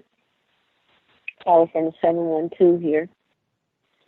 I haven't been able to listen live a lot. I've been trying to sneak it in at work, not really getting away with it, but I wanted to pitch in on the last study session on this book. Just to start off with the cover, I've ordered the book, so I'm looking at the cover, and it got that device on it with the heart. There's a heart on it for wherever you turn it, and that's, why would a heart be on that? This is a horrible device to use on another human. I'll start off with saying something about Frederick Douglass.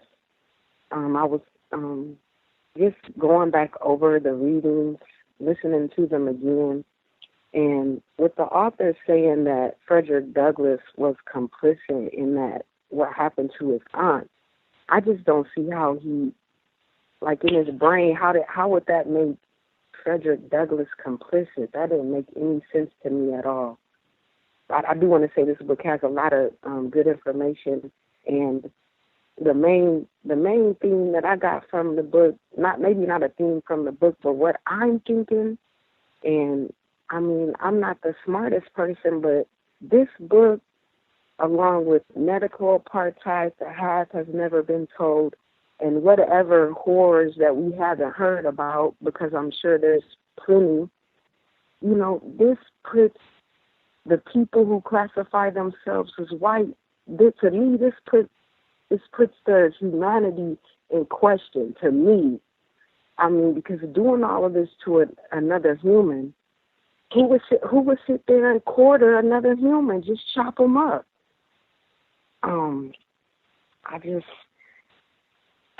And then the other part that I had marked, it was a lot of parts that I marked, but I just don't get how the author is saying that on page 213, he was talking about Toni Morrison's scene, and I've read that book more than twice, just a horrific scene, but it kind of seems like he tied it into maybe the men, maybe they were kind of homosexual, or maybe they were not liking it, but I get this vibe to where he's one of those people that would say, you know, everybody's a little bit gay. There are those, I met those people, you know, everybody's got a little bit of homosexuality, you know, and I don't agree with it. I just don't agree with that. The ending. So that's all I got to say about it. The Delectable Negro, I got it on my bookshelf. I got people that can read it at my house, and I would say everybody should read it, because it's going to put white people in, you know, how they need to be viewed as just average white person to whatever top white person, whoever. And thank you for letting me speak, and I'll mute my line. Fascinating. That is, what a book to have as your coffee table book, especially if you got the hard copies, or you got that, you know, a color image of that device on the front of the book. And then the title alone, like, wow, that is a conversation starter right there. You invite anyone to your house and have that book prominently displayed. Any other folks that had a hand up that we have not heard from? If you had questions, problems, thoughts, final analysis that you wanted to share on Vincent Woodard, the late Vincent Woodard's The Delectable Negro, Human Consumption and Homoeroticism in U.S. Slave Culture, all done with the book today. While we, and again, do not wait till the last minute, since we don't have a second audio segment, we will probably not be here for the full broadcast unless folks have amazing commentary or questions, suggestions that they want to get in. Some of the things that I highlighted, I think a lot of folks picked out some of the things that I thought were significant. I also thought it was important, just this whole notion. It reminded me of Cleo Manago. I think when he was on the program a few times, we talked about whether or not, I think even some of the listeners, Pam and others, asked him if he had evidence of what is called homosexual behavior, or the term he uses, same-gender loving, if that was present on the continent prior to racist invaders' presence. And he said definitively, yes, it was, and people wanted, evidence, and he said he had it, and Pam said he did not send her the information. It kind of went back and forth.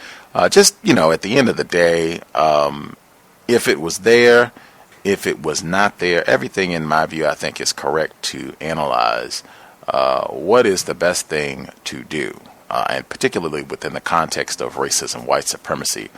Where should our focus be? Our time and energy. What are our priorities under a system of white terrorism? That's my view. And I'm not saying anybody who engages in quote-unquote homosexual behavior that they should be mistreated or talked down to, any of that. But I am saying that, having that to be the focus, this is what we're going to invest the next, because sometimes it takes years to write books. Isabel Wilkerson says she spent 15 years writing The Warmth of Other Suns.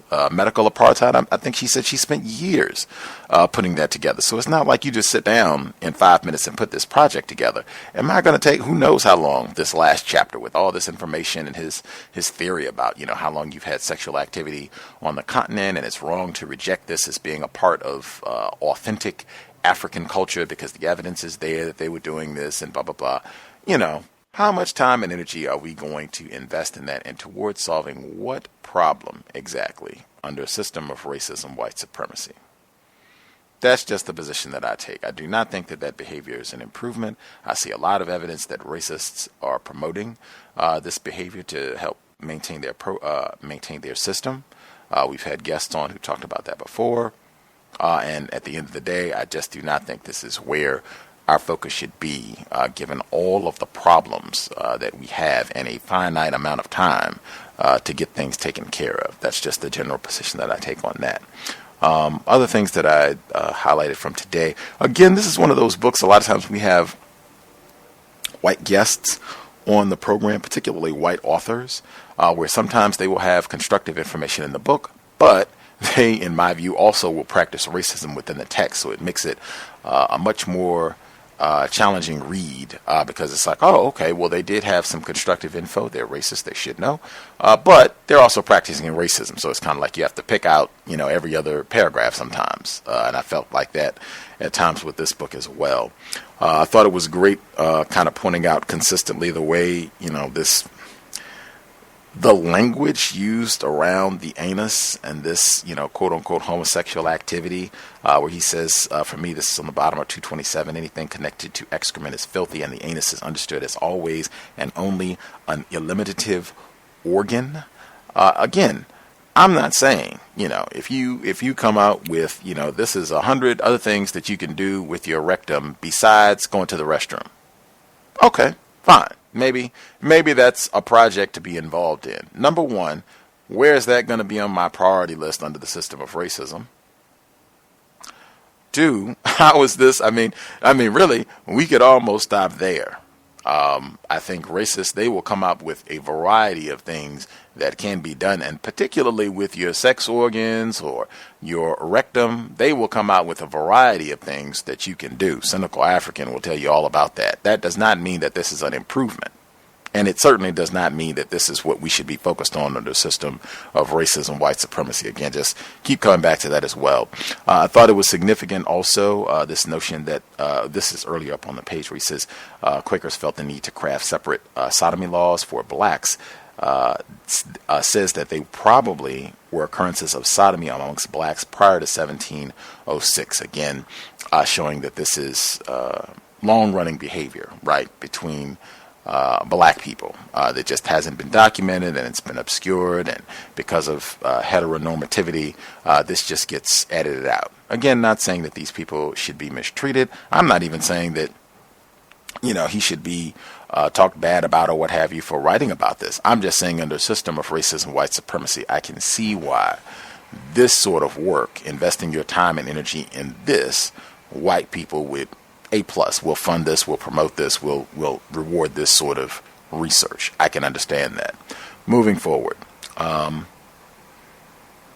thought it was great. I think Emmy, when she talked about when they gave the definition for sodomy and saying that it was inherently connected to bestiality, just again suggesting the incorrectness of this behavior, regardless of the spin that we heard in the final chapter of the book. I thought that was kind of an interesting conclusion, if I can get that in as well. This book seemed to end abruptly. Like we have had some other books that just kind of, boop, that was it. Lathrop Stoddard's The Rising Tide of Color Against White World Supremacy comes to mind as well. We read that right at the end of 2016, I think, right before we read this book, it was Gwen Ifill in between there. But we read it recently. That book also seemed to end abruptly. There was no, conclusion. It was just chapter 6, and that's it. Like no final analysis, no summation, which just further added to the whole suspiciousness of the final chapter. I think we talked about this last week. Some of you all brought it up again this week. It seemed like such a substantial deviation from what the previous text had been about. Like all of this focus on homosexual behavior in Africa, there was no setup for that in the book. I think Emmy said that. That was not talked about. This book is titled The Delectable Negro, Human Consumption and Homoeroticism in U.S. Slave Culture. Not homosexual activity was present in Africa before white folks, so you Negro homophobes need to get your act together. That's not the title of the book. That's not in the subtitle of the book, but I felt like that dominated like the last chapter, the last 2 weeks certainly, of the book, because it dominated the end of the eating Nat Turner chapter as well, where it castigated Vincent Harding and some of the other black authors who kind of called out that behavior, in my opinion. I would be interested about that, what people thought about the conclusion of the book. I'll see if I have any other comments that I can get in really quick, and then I'll ask people about that, or if you have anything else that you want to include. I think this notion, the female caller who just chimed in, who said that you've been around people who kind of have this notion. I think Mr. Fuller would describe this as the contempt for gender, saying that, hey, everybody is, a little bit gay, or there's a continuum. I think the language that he uses in the book, he calls it gender fluidity.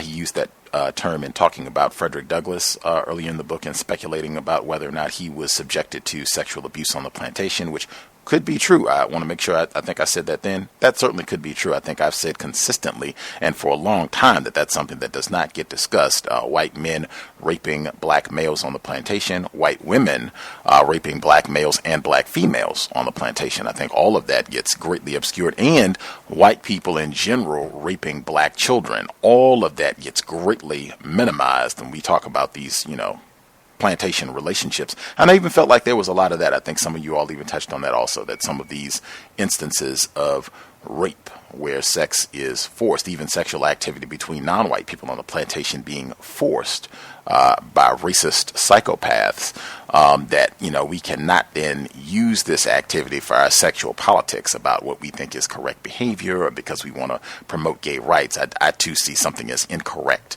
about going in, and in my view, you're almost decontextualizing the behavior to use it for your political aims. Continuing, anything else I want to make sure that I get in?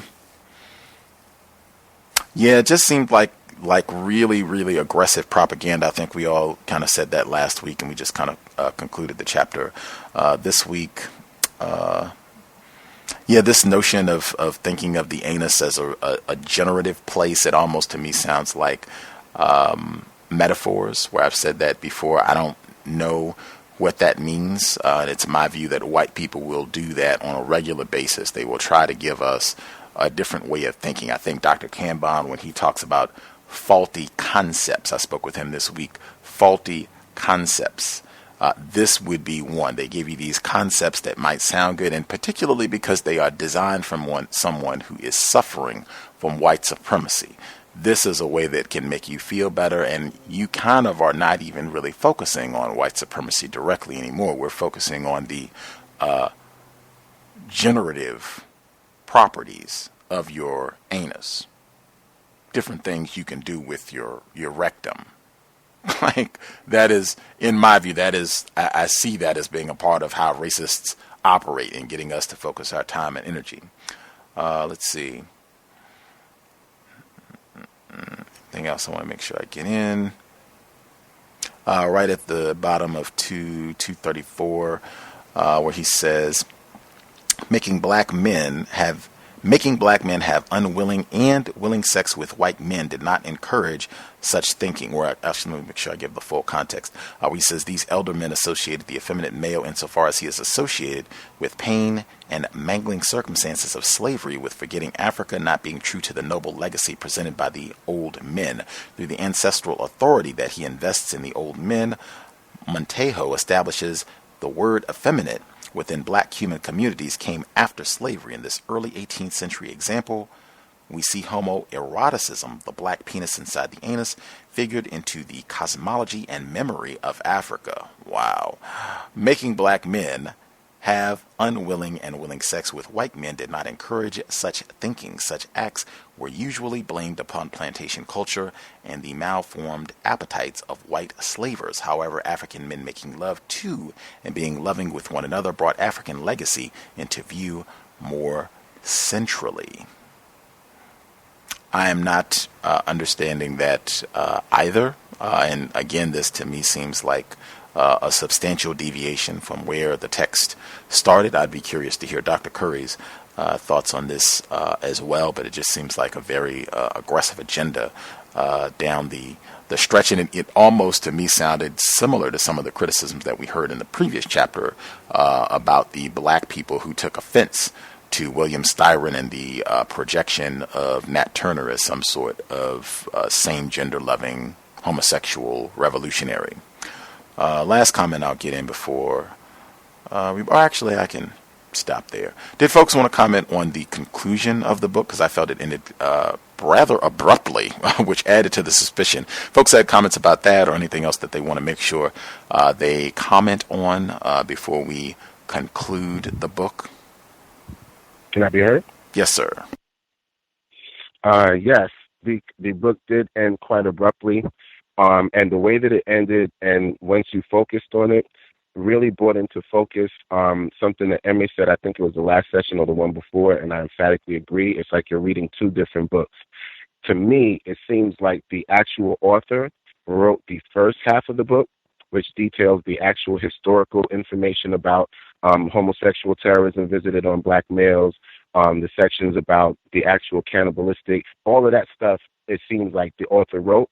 And it looks like about halfway through the text, going into the Nat Turner section moving forward, there was a lot more white involvement, in my opinion. And what they did was they created a dyadic situation in the text, because the first half of the text goes along with the title, like you said. The second half of the text was spent showing how we should be accepting of these homosexual relationships, and also this history of Africa as a place where homosexuality was normal and was just something that everyone should embrace as black people, because that's something that our ancestors have been doing for a very long time. And it just brought me to the fact that when you look at the examples that he brought up from the continent, all of the examples that he brought up were all actually colonial times.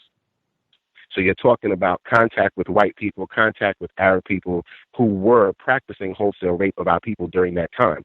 So again, he's not even giving you the history, but if you're just paying attention to what he's writing, you can see or what the white people who might have written it for him, which is what I truly believe it is, what they were writing was they were trying to basically convert. It's almost like what they say in the streets, when you turn a person out. They're trying to turn you out psychologically with what they're writing. And it's pretty disgusting. And to me, it's a disrespect to the legacy of Mr. Woodard, even though he was a homosexual. And I believe, like Emmy said, that there was indication that he was having trouble with his own sexuality in some form or fashion. And somehow he might have been trying to find himself. And then the white people who took over it wanted to prove this whole anti-sexual agenda to push what we're seeing now. That's now become the norm. To get further into the text, when Emmy brought up the connections between bestiality and homosexuality, I thought it was brilliant. Peace to you. You did a great job at that.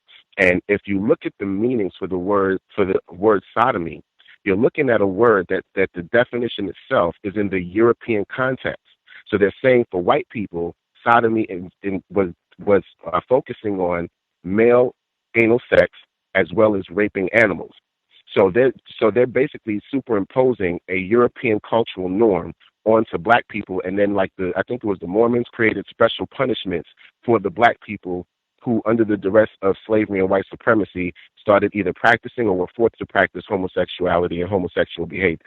So that is really something to think about. Just the context of the meaning of the word is in the European context.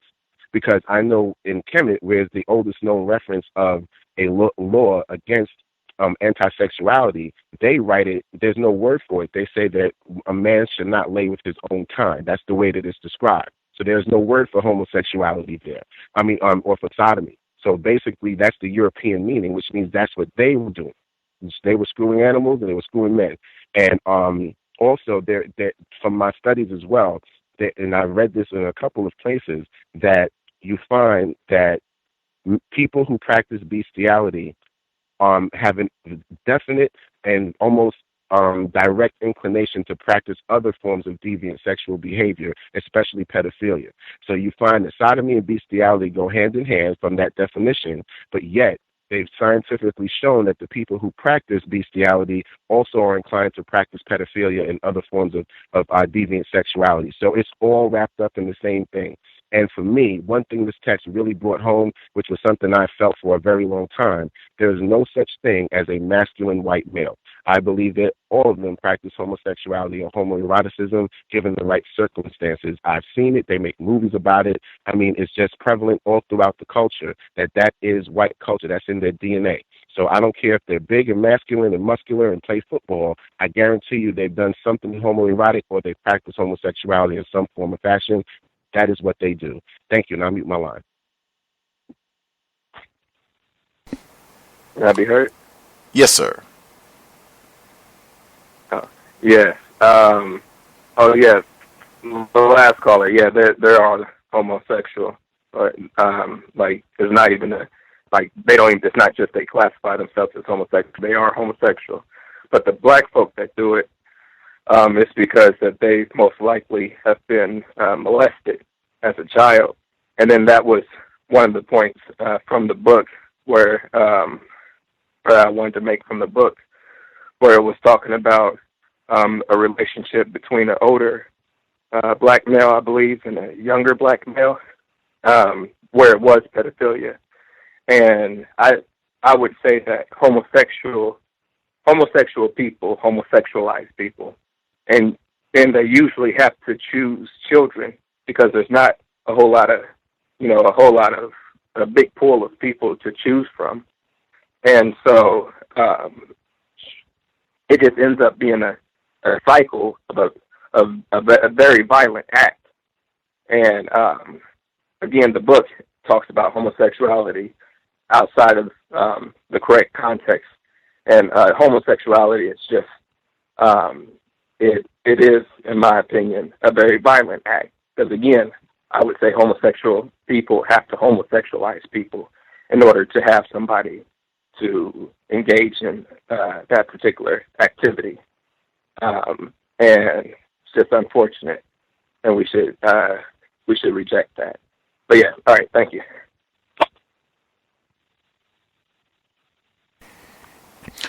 Woo. Cleo Monago.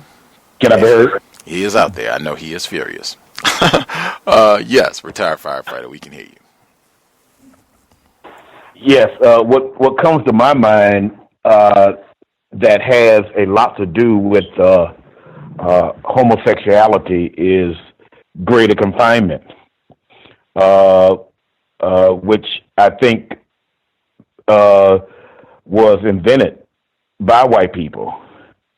And prior to them leaving from their tiny abode, which is still called Europe, they were incarcerating each other, and in turn, they probably was practicing homosexuality before that, but it certainly became an epidemic within those confines. And in turn, as they started venturing out around the world and applying that procedure to non-white people through what is called slavery and other type of bondages. It didn't necessarily have to be through physical bars, but just by the standpoint of the expansion period of racist white supremacy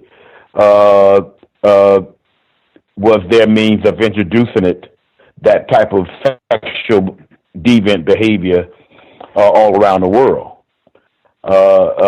It just makes sense to me in that way, because as I mentioned before, from a scientific standpoint, when you isolate people, there's no doubt that they're going to have a poor mental health level itself, because people are not meant to be in that type of those type of situations. And I could be wrong, but I don't know of anybody who actually practiced that type of behavior as far as incarcerating people before white people started doing it. Unless somebody can tell me something different, as far as they're concerned. And in turn, sexuality becomes confused. It becomes confused, and I think they were aware of it because they actually was practicing it on each other. And so that may play a big part of how it transferred over to non-white people, which includes non-white people who are racially classified as black. Thank you.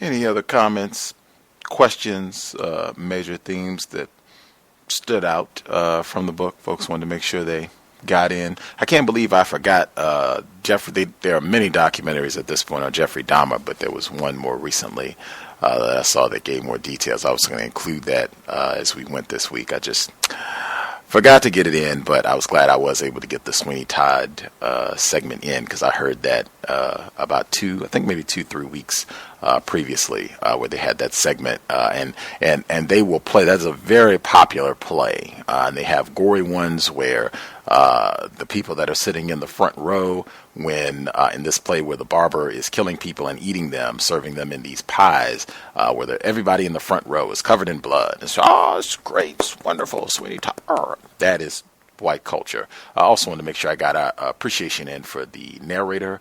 I definitely, with all of the quirky pronunciations and names and what have you in this text, super glad Gus T did not have to narrate this one at all, but much obliged for pitching in the time and energy to read the text. I hope it was worthy of doing, but definitely appreciate it. Glad we were able to get through Mr. Woodard's work.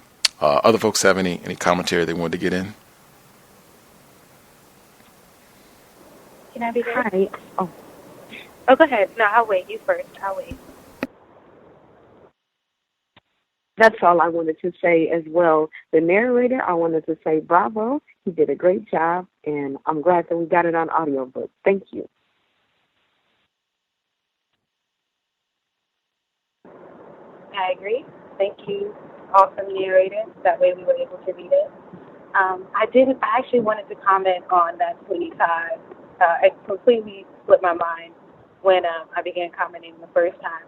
But there was like a guy who said something like, "Oh, it's awesome." It was like he was in the background, and it just like kind of chilled a little bit, because I really do think that it is only these false laws, whatever is going on right now, that is keeping these white people at bay. But I think that if they ever just decide they don't want to participate, they don't want to follow the rules anymore, they want to just do what they do, that is really what will be happening. It will look like the purge. There'll be people running around covered in blood, just eating each other and raping everybody and burning it'll just be absolute chaos. And I think maybe having been around us for so long, that you rubbed off on them a little bit, maybe, you know what I'm saying?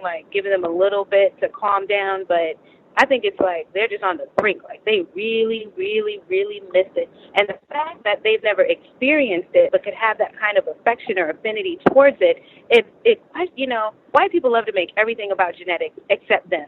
I think we should just be making everything about white people about genetics. There must be something at a genetic level that makes white people really, really want to eat other people. How on earth? And then you go eat pie. So it's symbolic, that you're eating. So you're not eating a pie I'm just eating a pie. It's I'm eating a Sweeney Todd pie at the Sweeney Todd play. This whole ritual about cannibalism. And really, geek off of that. Be very happy, very content. Don't think anything is wrong with that. I thought that was fascinating. I still think that's fascinating, because I really do think that it's at a genetic level, which means that no amount of time that they're around us, there's nothing there's nothing we can do to make them see us as human or make them change or anything like that. 400 years around us, not enough. It's still in them to be that way. And right now they're just, I guess, satiated by the symbology of it, or being able to partake in the ritual alone. But I don't know how long that will last. How long will that last? And then I was thinking also that about Dr. Frances Cress Welsing says, many times I've heard her say in the archives, that what you do with your genitals, tell me what you do with your genitals and I'll tell you what you think about yourself. I could be messing up the quote a little bit, but that's very close to it. And I thought about that a lot when it comes to so-called homosexual behavior. Because why does it matter what people are doing, right? But it kind of does matter in the context of racism and white supremacy. It does matter because it's not like there's justice in the world, that a grave injustice has been done to us, that we don't constantly walk around being black in a system of racism, white supremacy, and all that means, ingesting all of the media. Most people watch hours of TV every day, listen to music, perhaps not the highest quality or constructive music. They've been indoctrinated and programmed, conditioned, and shaped, psychologically terrorized, and made to be maladaptive since birth. Their mothers are probably really stressed, so in utero. All of these factors, all of these environmental factors. Oh, man, I'm forgetting Mr. Fuller's term. Gosh, he had this long term that I wanted to use, but I'm forgetting it right now, like environmental something factor. Okay.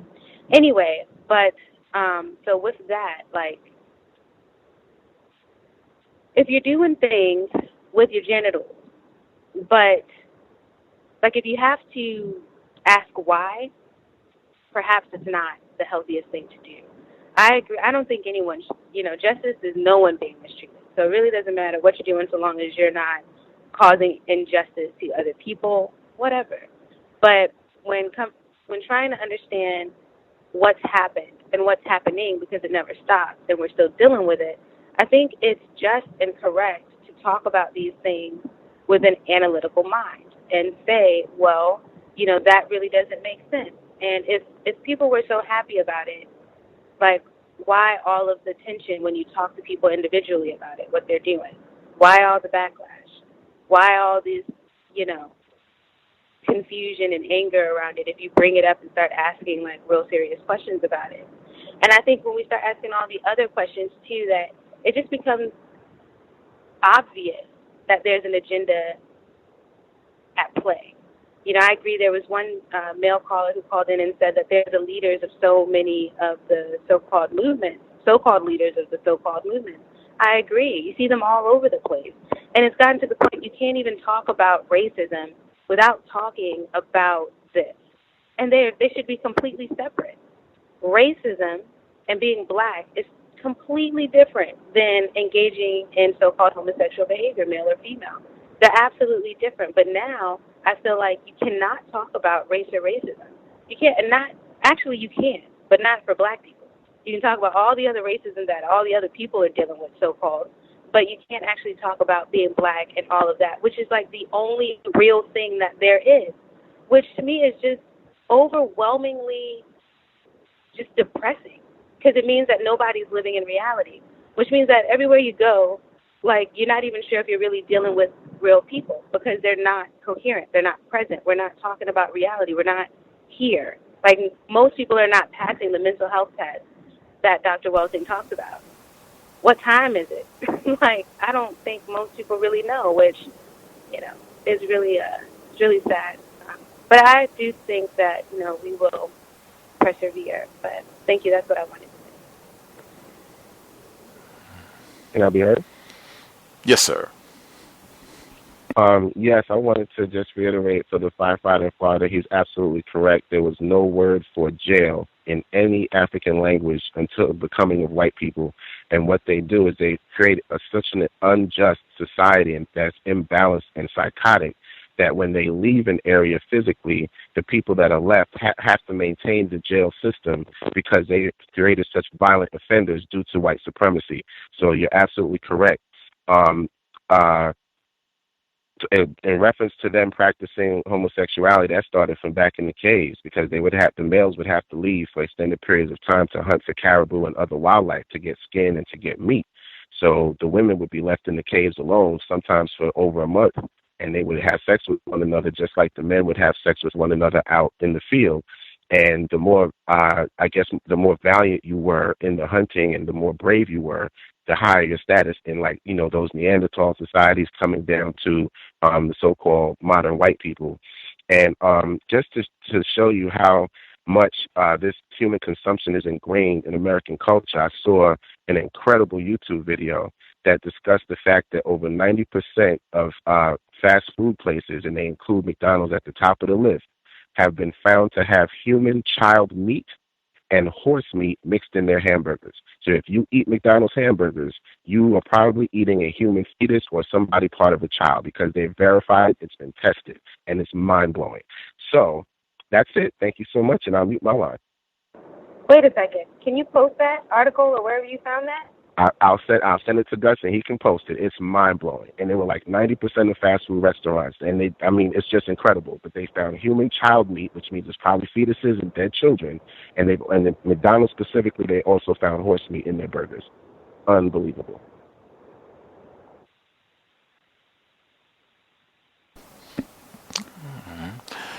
Any other comments on Mr. Woodard's text before we wrap it up permanently? Any other questions or anything stood out from anything we covered over the last, 2 months? Yes, may I be heard? Yes, sir. Okay, I just wanted to bring up one last thing. I guess he was making reference to one of the authors, Fisher. Harry Fisher. And it was footnote number 9 from chapter 6. And I was trying to find what he was actually discussing. But anyway, he it's Gary Fisher, and he was, it said that Fisher forayed into sadomasochistic culture and sexual experiences with white men are overshadowed by the legacy of slavery. At one point in his recorded journal entries, he lies in bed reading Slavery Defended, the views of the Old South, an anthology of views of white male slave defenders. Reading this text inspires the black Fisher to write to his white lover, "Dear Master Park, here's the letter you wanted. I'm laying here sideways in the bed with Slavery Defended open to about midway, sampling the arguments and thinking about how good it felt to serve. In Slavery Defended, whites write of blacks as infants, as more animal-like than human, as deformed, morally tainted, and lacking in soul." It just goes to show that, like Mr. Fuller was saying, that's maximum sexual aggression, when you have tragic relationships with white people. The damage that it does. Imagine this guy writing this, and now it's being used as a reference, in books, and it's just disgusting. And to have his business all out there in the street like that, I'll mute my line.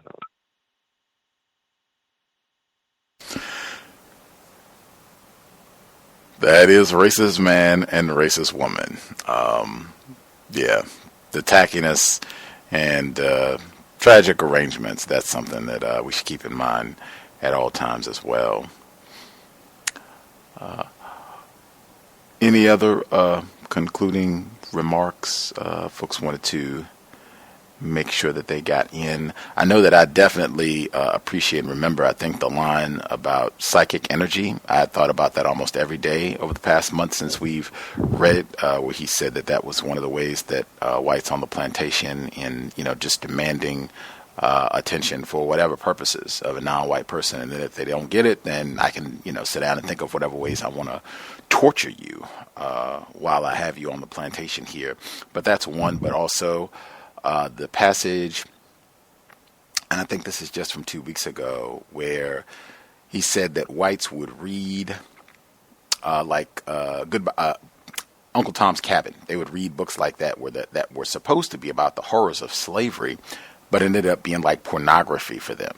They found it sexually arousing, reading about black people being tortured and terrorized in enslavement in the U.S. I thought that was extremely important, and I'm looking for ways that I can quote and further broadcast those two passages, because I think both of those are extremely important and should be kept in mind. 21st century white people, something I think we've talked about before, white people being sexually stimulated by the suffering and misery of black people. I think that is a long-running aspect of white culture. But anything else folks want to get in? Question, comment, observation? I had two sections that stood out to me quite tellingly as well, just because of what it's describing as far as white psychopathology. The first one is on page 81, where he writes, the captain responds to Smith as though he has intentionally prepared the unpalatable meal, as if he has committed a deliberate act of resistance, like a slave who has stolen a pig, or one who has sneaked away from the plantation at night. Within the general tableau of plantation violence, Smith's punishment registers as elaborate and extreme. A master or overseer might chastise and beat a slave for such an indiscretion, but the master usually administers such a beating with the clothes partially removed. They usually remove the shirt to get at the back. The captain had Smith remove all of his clothes and stand out in the open where all of the male crew members can laugh at and pity his nakedness. This gesture conveys the captain's sexual dominance over Smith, his familiarity with and mastery over every crevice and surface of his body. That makes me think of what white people want to do to us every day. They want to master every crevice and surface of our bodies, of our souls. When Gus was just talking about that vampirism, the vampirism that moves beyond just cannibalization of the physical form, but also emotional vampirism, spiritual vampirism, the theft of your culture, the rewriting of your history. All of this is an act of massive, massive, massive energy and life force transfer in the form of vampirism, and we call it white supremacy. The other thing that he wrote that I found to be extremely telling as well about white psychopathology is located on page 93, and he says, rare and honest white citizens from the time period describe the treatment of blacks in the region following the insurrection as a quote-unquote reign of terror, that is, white-inspired terror. What better way to annihilate the threat of one's terror, I'm speaking of white terror here, than through consumption, a permanent taking in of that which horrifies, that which embodies the threat of self and communal annihilation. Governor Floyd's response to the quote-unquote taste of Turner, though one of revulsion, indicates that whites had all manner of appetite-based responses to Turner. The governor's outrage, terror, and sense of violated honor take the form of abjection. In other similar sentiments generated the opposite effect, leading whites to rape, pillage, behead, and castrate blacks. Tasting and ingesting Turner in this context of retribution and erotic violation would have represented for white men the ultimate erotic and satiating act. Rather than projecting their desire through the violation of black bodies, communities, and homes, white men could, through oral ingestion of Turner, experience at first hand a taste of the terror, fascination, hatred, and death wish they felt towards the black liberator. That's how they feel about each and every one of us. Your newborn child, your great-grandmother, your mother, your sister, your father, your brother, your cousin, your uncle, every black person they look at, that's how they feel about us. Thank you, and I'll mute my line. Can I be heard? Yes, ma'am. Two things. One is giving me, I'll say the first one that I remember, the vampirism. That billionaire, whoever he is, that just died, he had like 4 heart transplants or something like that. And I immediately thought of Delectable Negro, because I don't know who donated those hearts or who he stole those hearts from, but I feel like they were black. Everyone knows that our organs are better. And he had 4 of them, so that he could live to 109. For what? You know, I mean, for me, I'm not going to go into all the things that I thought about it, but I was just like, vampire. That's a vampire. And for me, it's just terrifying. Like, vampire is nothing more but an abstraction so that they can make movies and stuff, but that's real. That's what they are. Consuming, devouring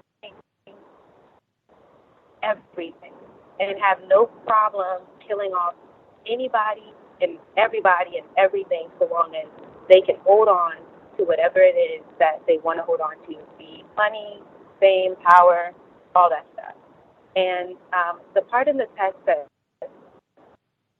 there's many, but there's this one part that I keep thinking about often, and it was the black enslaved person who saved their money but would buy their so-called, their white owner, like trinkets and stuff, or, you know what I mean, or lose at the game so that they could win, and all this stuff happened, and then he did something wrong, and then he was sold to somebody else, and he was dumbfounded and was like, but I did everything right. Like, I was everything he could have asked for and more, and it was like something benign. And that passage to me is very important because I fear that is, like, we don't really understand that quite well, that it does not matter what we do. You know, I don't want to use metaphors, but that's how they view us. You know, the dog could be loyal, and then upset the owner, and the owner would put it down or give it away. Or just the owner doesn't want it anymore. And it had nothing to do with, like, us. It's not us, you know what I mean? They don't see us as human. And this text emphasized that a lot in the beginning. And I appreciated that just because it's hard to really, when you're the one that's not being viewed as human, but you view everyone else as human, it's hard really to realize that you're not being viewed as human. At least I've struggled with that. Like, I have seen people realize they're not looking at me as me. I'm some kind of subhuman to them. And they tell themselves that or believe that when they terrorize me or abuse me or mistreat me, that for them it's justified because of whatever they tell themselves about me. So that piece of the text stood out to me. And the white woman whispering in Miss J. White women, I mean, like, wow, you know, you're sleeping and all of a sudden you wake up to some white woman, like, right above you, staring at you or whispering in your ear with a male voice trying to see what you're going to say. Like, that's white women. Constant. Their level of insecurity and jealousy and pure hatred is so visceral that the terrorism is just outrageous. And I feel it all the time. I mean, nobody's whispering in my ear, but they're doing their own version of those things. And when you look at white women, like, just at them, you know, it's just like, well, I get it. But vampires, white women, consumption, and definitely that second energy thing. I'm on my way to the plantation. Vampire is going to try me. But I'm ready. Because it's the same thing. Like, he has to have the attention. If he doesn't have it, he'll terrorize you. He's the exact same person as the person in the text. So, all right. With that, I think I'm complete. Thank you. Context of White Supremacy. I even shared that section with someone. They supported the homophobic notions in the book about black people. They said they didn't want to participate in the book club because Mr. Woodard, they saw information that suggested he might have been engaged in homosexual activity, so they were leery of reading the book. And I said, you know, I think there's a lot of constructive info in it. And I shared that portion about the psychic energy, just draining black people's spiritual and psychic energy. And they're just like, wow, I think I have experienced that from white people too. I said, I'm sure you have. It's one of the primary methods of terrorizing black people. I just didn't have that concept until reading this book, that way of thinking about it. Any final comments? Anything else folks want to get in before we wrap up?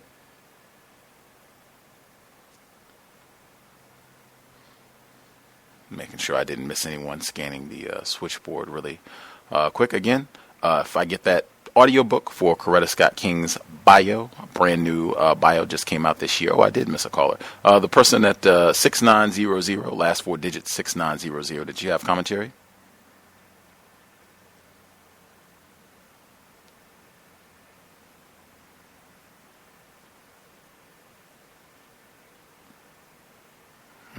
It's not, line didn't open up. I don't know what's going on there. I'll try it again and see if it'll allow me to open the line up here. I thought I pressed the button to open the caller's microphone up, but it's not opening. Let's see. The caller, last four digits, 6900. I am attempting to open your line, but it is not working. Oh, there we go. I think we got you. Yes. Can I be heard? Yes, sir. Yes. Good evening to Gus, to all the callers. This is Jay from New York. Long time I haven't called in. I'm riding from the plantation, so I hope the background noise is not too much. I've been following the shows. I haven't been able to call in because of my new schedule, but definitely a constructive time in terms of listening to the show. I picked up the book probably 2 weeks into it, so I've been trying to play catch up, but learned a lot from the book. I think the one thing that was a common theme for me was a continual, I guess I would say, emasculization of any prominent male throughout the text. And Mr. Fuller this Wednesday on his compensatory call-in show, and he had mentioned something about non-white males in the music industry, and starting in the 50s, that they started making it so that non-white males who were getting popularized had to sound, and that kind of connected with this book to me, because it made me think, if you're doing that with all of the entertainers, you're doing that with all of the prominent leaders, and anyone that we could think of in another 200 years, anyone time to look at any prominent non-white males, all of them will have some aspect of effeminization attached to them, and then they would always say that this is why this is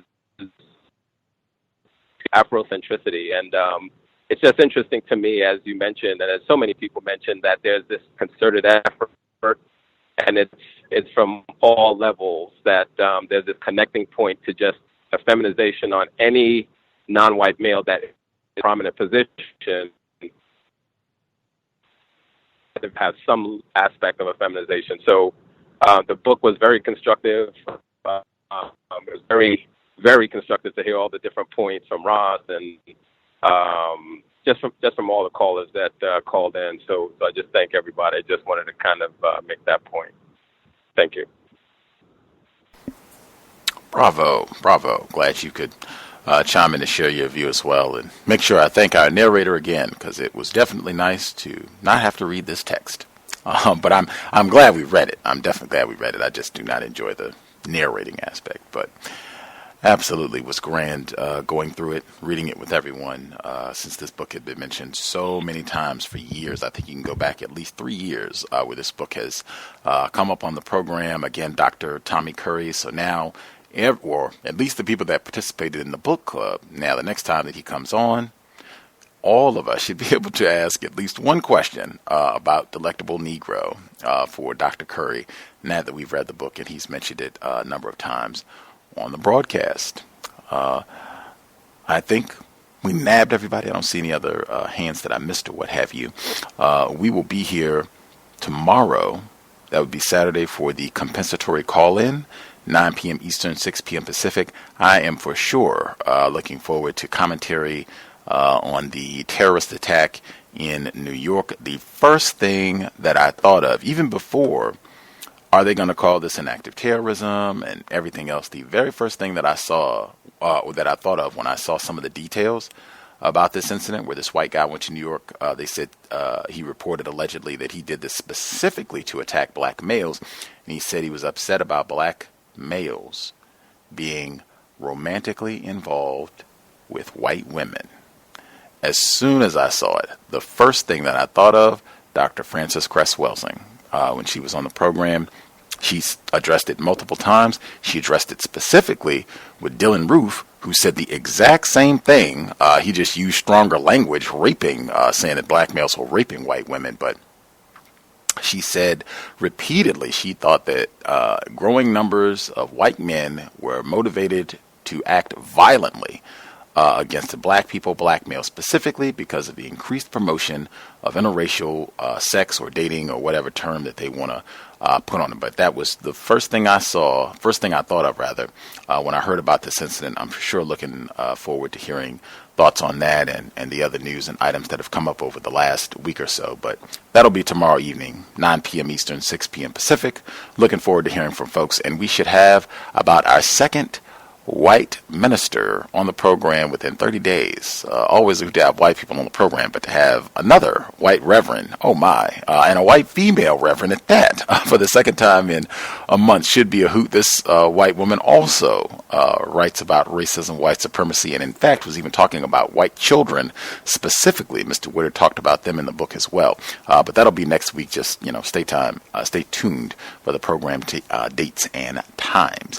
If you have other questions, if you can't find something in the archives, previous program, if you have a guest suggestion or just other commentary you want to share, email untiljustice@gmail.com. Invest if you think the program is constructive.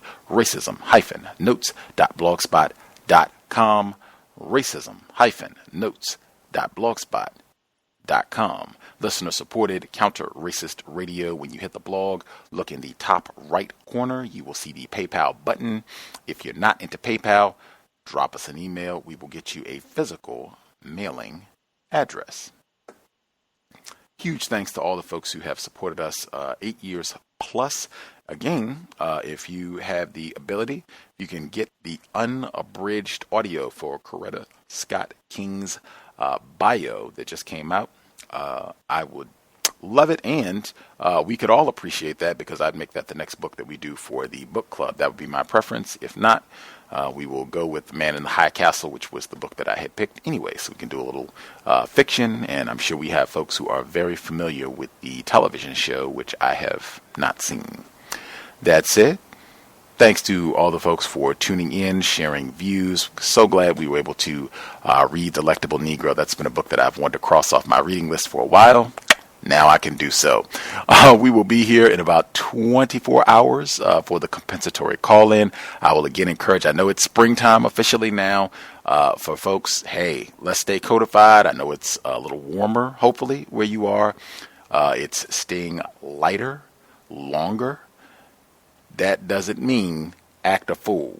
That means you should keep in mind exactly what Dr. Kambon said. Going out, being out late, under the influence, everything about that benefits racist man, racist woman, racist child. Us being under the influence has not shown that it's going to help us solve this problem. I think Dr. Welsing, Dr. Kambon, many other folks that we esteem, they would encourage sobriety would be best. Tobacco, alcohol, any other narcotics, they have not shown that they are going to help us neutralize a problem. If we are stopped by Darren Wilson, Daniel Holtzclaw, any other race soldiers, badge or no, in fact, us being under the influence might make that situation way worse. Let's really respect and care for our brain computers so that we can crank out solutions to our problems. And if not, well, Delectable Negro, whites are going to do what they do. That's it. Creator, we ask that you help us remain patient with other black people, victims of white supremacy. We ask that you help us remain patient with ourselves. Remind us to demonstrate the highest levels of black self-respect at all times, in all places, each and every time we are in contact with another black person. It has been time. Replace white supremacy with justice immediately. Cow signing out. Thanks all for tuning in. Nigga, you so brainwashed. I'm a victim, brother. Problem. You're a victim. I'm a victim of 400 years of conditioning. Shut up. The man has programmed my conditioning. Even my conditioning has been conditioned.